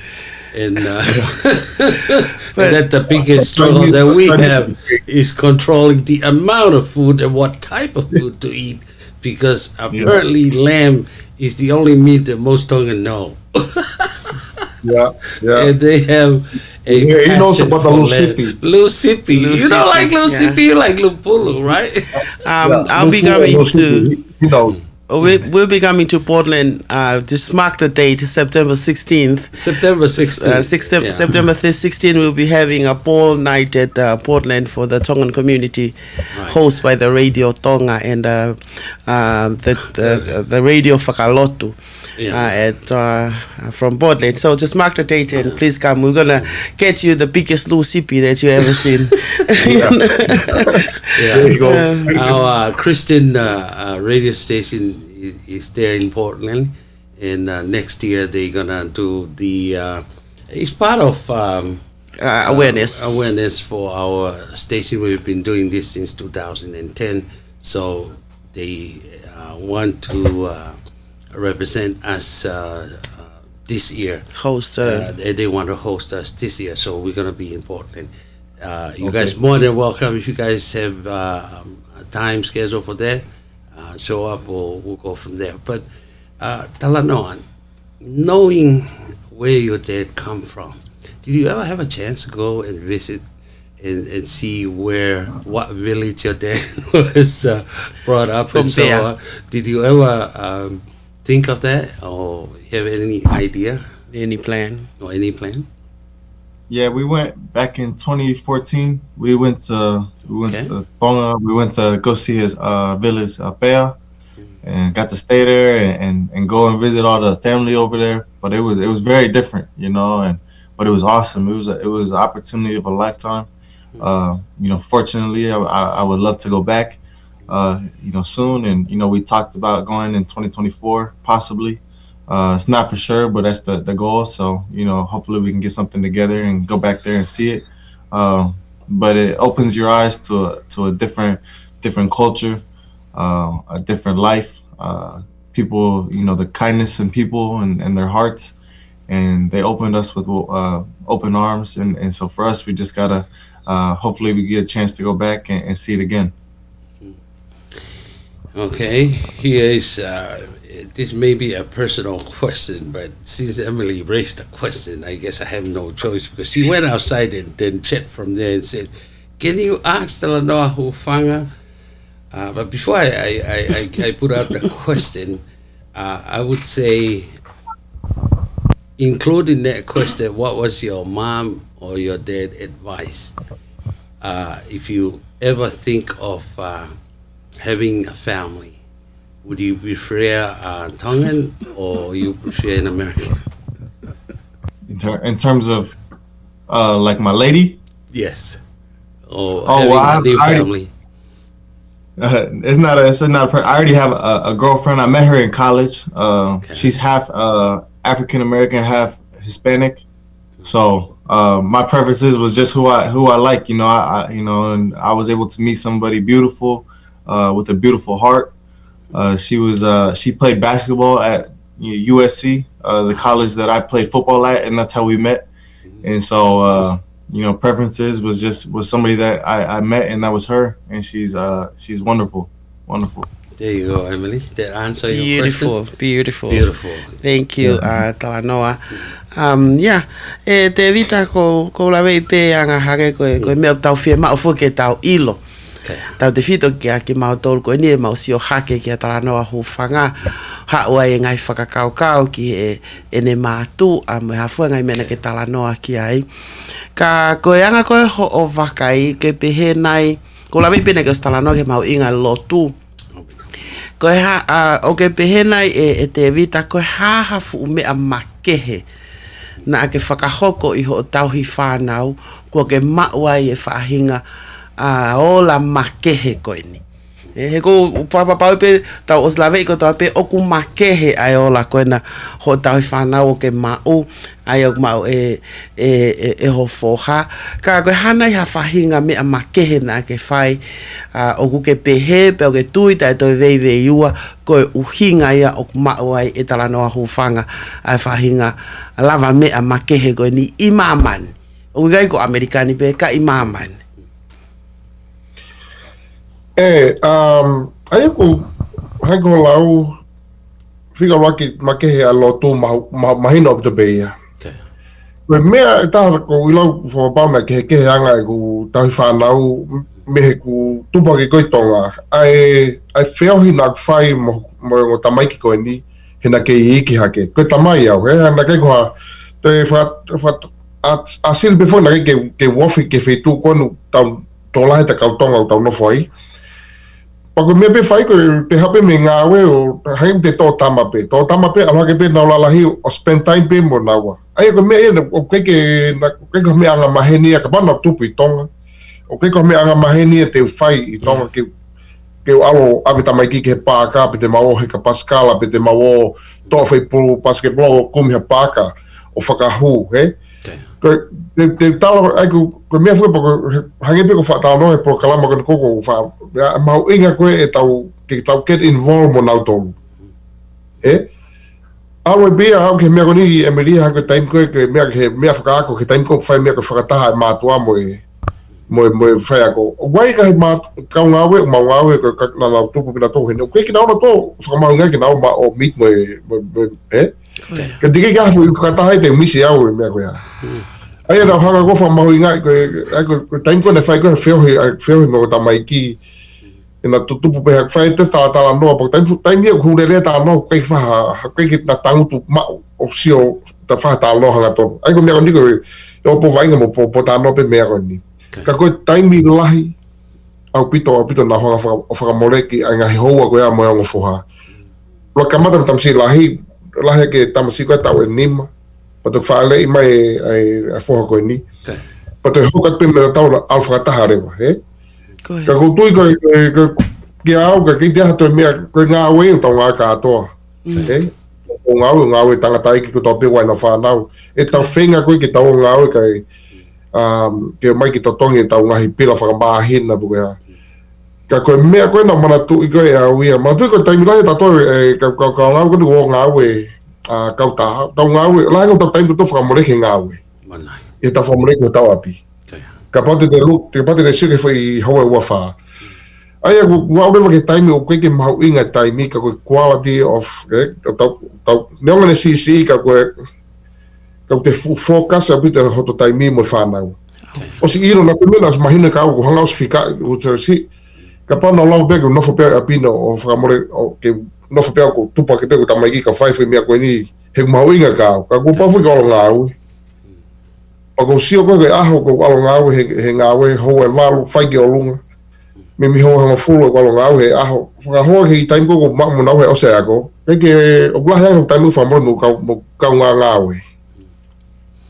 Ka ko tari be Amerika tu ke ki te hanga te ata foi ato hinga ke tu ko ha to pena ke ki mau hinga mene ta na mau hinga ka na ke mau hinga ke mau eva ka u feitu ku tai ko o ke u feitu fa amore sirin ha Disneyland mo me ko mau mera mo le fai go ia kem he fangi kem kon ko va he weekend wow ai ko kem ko ia ko me ta tau hinga ta tau pe hinga ko la ke na wanga pe mo va i tonga ka ko una o ge ai ko me ai ke te feo he mo na to masi ke ko dai mena ma ko ko pe ai mo ta mai ke finga pe he ma va o ye ke fingi fitu o ta fuafi he ko umena fa la he ma to me a ke mi ko na fi hinga pe tu ko me pe he ia o ke ko ta ma me ko ho pe tu ko ka mata ke na mo o na tai mi si poti tai mi ke mi e wo le fa tu na me ko ke ni pe tu ko le va me ka ma fo ki mai o muy ho po si poti e mau inga vika e te vita ko ilo pe o ko foka meri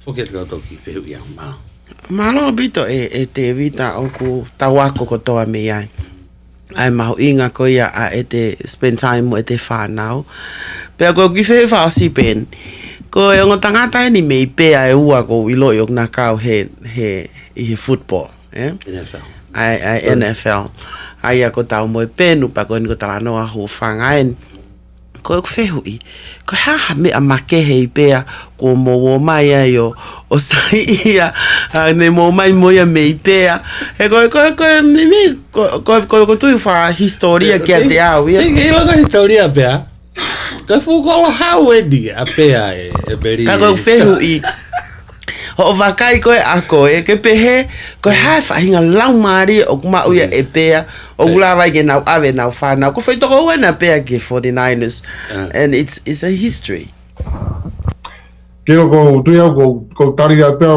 ma tu ta tabe mamo siene ko la he ma wa ko tu ri hopo na ko he pe area e vai ko puna Good. That's ela tala no tu di hopo vai ko puna te vita. E ko pande te ke tu di hopo. Ko initiation dia go where come from you have to hop on that vai ko puna water. And if you didn't tala no you need to go back and do the thing. Ana gan fanga vitamin K he ya mahalo he vai ko puna. Kagana be fe mahalo te vita. That's how you show your royal to the village. You have to jump on that water called jump. Is you go by go punda talano. So you have to go back for the initiation of the color. Kai ko tu te meri ko tu te mau ko e meri mau ko he kai foto tu ko to ilo pe ko ki ko pe ko Toko lai apito manako pe ko manako ke sipoti. He ko na kiti he ko manatu e taim na tu boga ai tamai ki lalahi ai au ko na manako me ko volleyball me ko sino tonu ke me ko vainga ko ia he. Ai vainga ko me faio pe ai tu ko he taim e fiafi. Na I ha pe na net ko te takai ko I pe a ko o wai me ko taim I fatoa ka pulu wai me net na timi ka pulu. Bago mahako manako pe tamaiki ke mea koe tupo ke peka koe ongo tamaiki koe ni hako lau e tāpua kedu ko na sia e pita tamo e penu pa pe ke foha koe nene sia o mai whanga maari e koe ni ka koe tui pia nao tau pe ko tupako sia he uri tamaiki la lahi pa koe rau toka lahi pe mo he mo tamaiku nao vainga he rugby he u silamas te eria ka ko tui pe mahalo na waipa no uhinga koe na tauri nao tupako mo sia pe mahalo ke whainga manako e sipoti he kolo eh. I just want to share to Talanoa a little story about my grandpa. When he retired from doing a mission throughout the island, he retired to Pea. So I had a chance to go there and walk from there to college where I used to go to Tonga College. And then I remember way back as a little kid, we didn't have no football, right? What we played with was those old rotten coconut that fall from the coconut tree. So we were kicking that around, and that's our way of playing football at that time. So, no rugby ball with a coconut, yeah, for sure. Yeah. Right. Part of the when I watched the 49er, those announcers always comment about how you practice with Polomalu. Can you say a little bit about that? Because a lot of style play that you play just like him. How you hit the other side and how you intercept the ball and so on. Can you say a little bit about that? Yeah. Training with Troy Polomalu, he's just been a blessing to me, a big mentor. A guy that's been through the game and has played it at such a high level. And so I was able and fortunate enough through Vice Sikahema to meet Troy and build a relationship. And through that relationship, I've gotten to know him, to know his family, to learn about him, and fortunate enough to train with him. And so training with him is very different. We don't lift a lot of weights, but we train really hard and we run a lot.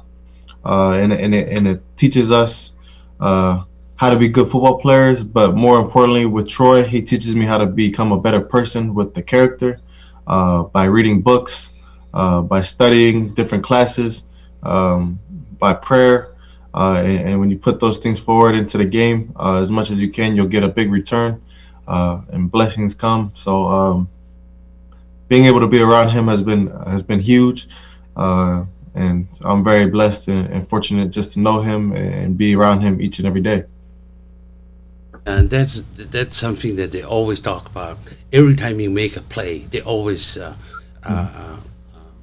comment on how you play like Polomalu. And that's when I learned that you spend time working with him, especially playing defense. Which is really, really nice. In the same token, even though the outcome of the playoff, we didn't expect it. I was shocked, but it's something that 49er will, I'm sure, working on it. But I just couldn't help myself when I see so many quarterbacks that get hurt, and I don't have the answer. And we didn't participate that. Right from the start of the playoff that we're going to end up lose 2 quarterbacks. So it's a total of 4 quarterbacks totally out toward the end. We know there was, 2 from the beginning, and then come down to the playoff, and then 2 more. Was there anything that we are missing here? If you could help us out. But if you don't want to say it, it's okay. It's an NFL thing. It's just unfortunate events that happen, and, unfortunate. The one thing about, football is there's 100% injury rate, and, I've been in football, I've been injured, I've had surgeries, but that's what football is. So, you get the cards that you're dealt and you have to play them, and if that game was tough, that we have to lose a couple guys, and we didn't have quarterback to finish the game. But for us, you know, that's even a bigger step forward and for learning through adversity as a defense. But it was truly special. Thank you, Talanoa, and I guess that's the way it is. It's a tough game, very violent game, and I guess you just have to play your card. If you come out survive, good for you, and if something happened to you, just like everybody else, they got hurt and even have to wait out the rest of the season, you know. That's something I guess we have to understand. The unfortunate happened, but there's next year, and every time something happened, you know, this is, after all, is sports, you know, and I guess we have to have that spirit when we win, when we lose. But anyway, we still have 11 minutes. Emily, you got a question. Emily? I think it's just a comment, because we've been talking about Tevita and Pea, but I would like to comment. I would like to see what you guys think about, you know, with a very humble heart about your mother, because your mom have been doing a lot. And we don't wanna, we don't wanna discuss about. We don't wanna leave it on the side. Leave it behind. You know. In other words. Yeah. So I understand that your mom is not Tongan. Is a non-Tongan. And I would like Tevita, can you just explain about how your mom contribute to your success and your son's success? Thank you. Yeah, real quick in English, everything. Without her, we are nothing. I think that's the lesson for all of us listeners today. The mom is number one, wife is number one, and all us men, we are way below the, you know, on that list. We're lost without them. Because I'm not just saying that to say that. You know, sometimes I think that I know everything, but that's my problem, that I think that way, because I don't.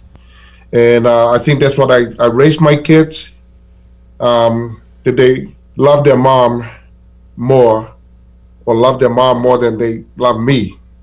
Yeah. Because, and I explained that to them, why is that? Because, you know, for 9 months, you know, there was a lot of work that their mom carried, each one of them, for 9 months.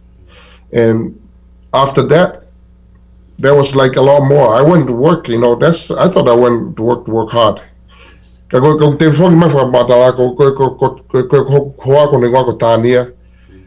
was mahino bega tania ia ko ia bea mahunga taha I he ke mau tau katoa e mau nofo I he mau ki mau ki pare ko ni. Wai tai milahia malo ko whakakau ala ki whaku ko kakano pe tai miliku. Ka ko silo whapapau e awia ko tō taha ko ni nofo pe ko piki hawia ke ne hanga teke maha no whainga mea. Ka nofo pe behind the scene. Ko mea was mahino pe ke ku a ko whanau e mea ko nina ke tā nofo I tā noko ni sione mo e meri. Ko taure tupu e na tātu koe ku hanga whamatala ke kua tamai ki na ofa na whae.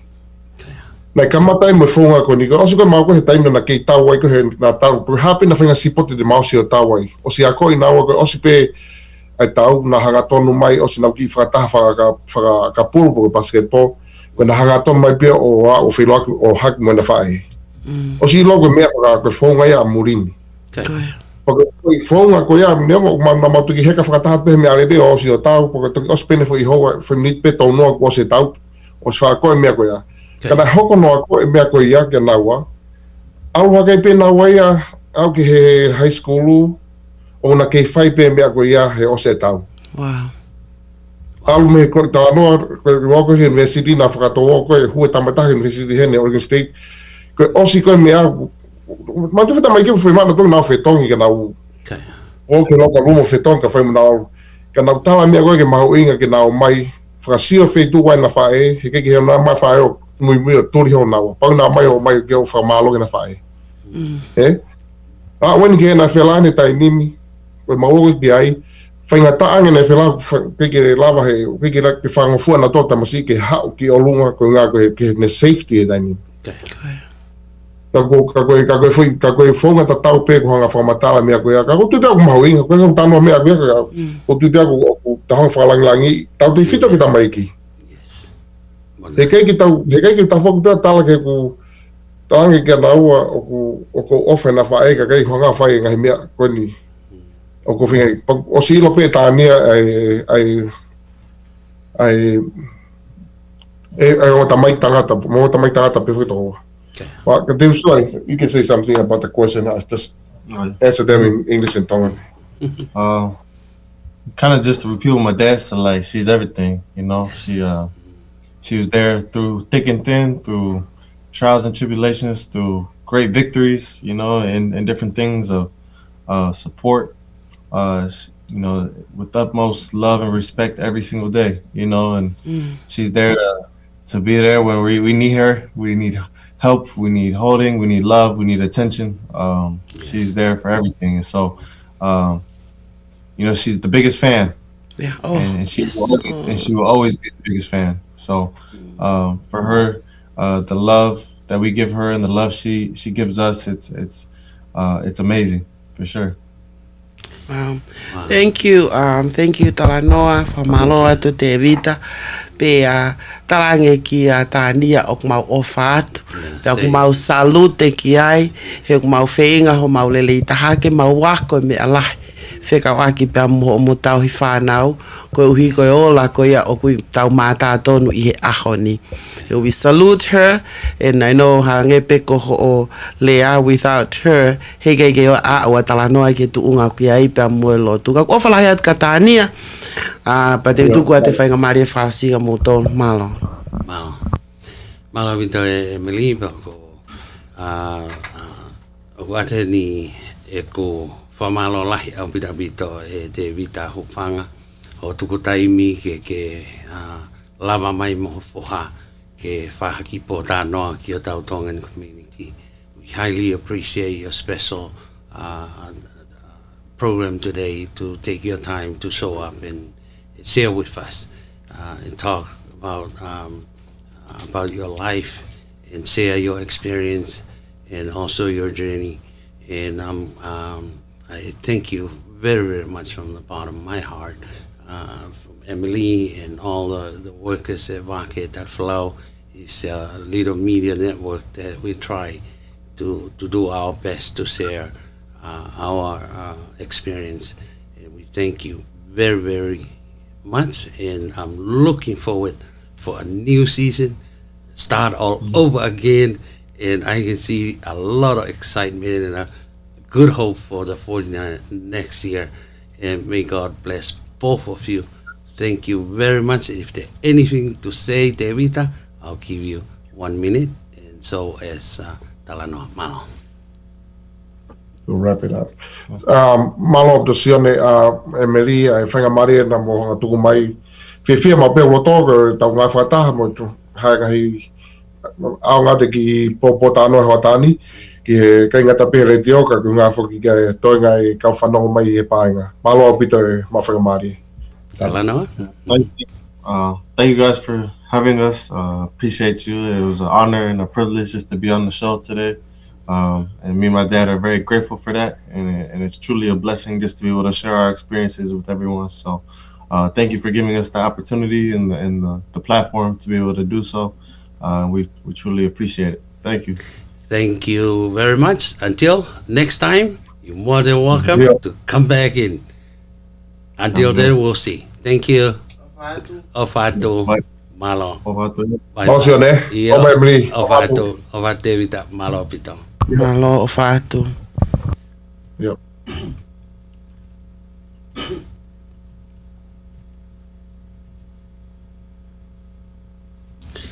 Le dio ma ke te trau ata pene pamalo I motoro I ho mo ka mai he tau pokalama ko e lava ia ai ki pokalama ke whakahoko atu ma ki motoro ko ia ko I kai ke lava mai tau station ko ia me Seattle be ne be whatawange bene toko nia tu ai pokalama ki motoru mo mea mai o again ki ate pe mo famalo ki komiti ko ia vai ko puna finga mo te vita ho fanga e ta mahen pe ka inga tai to lava mai mo no foha niongo e ho ik me ka inga mo ilo ka interview ka kai ko ni o we na nga hi contract pe mo NFL o ke ka me fa ngo fo ai me hi o hinga ko na HN na to na pure e na to luia ko fe ai nga hi so ke na API o we ka me ko hu tai to to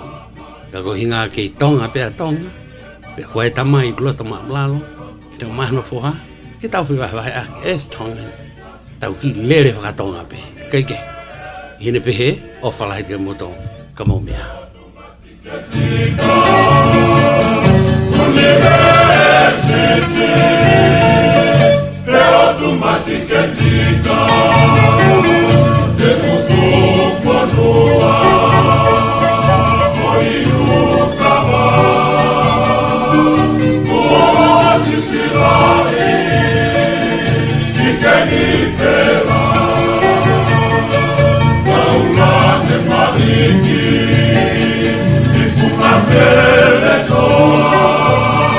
Si te di la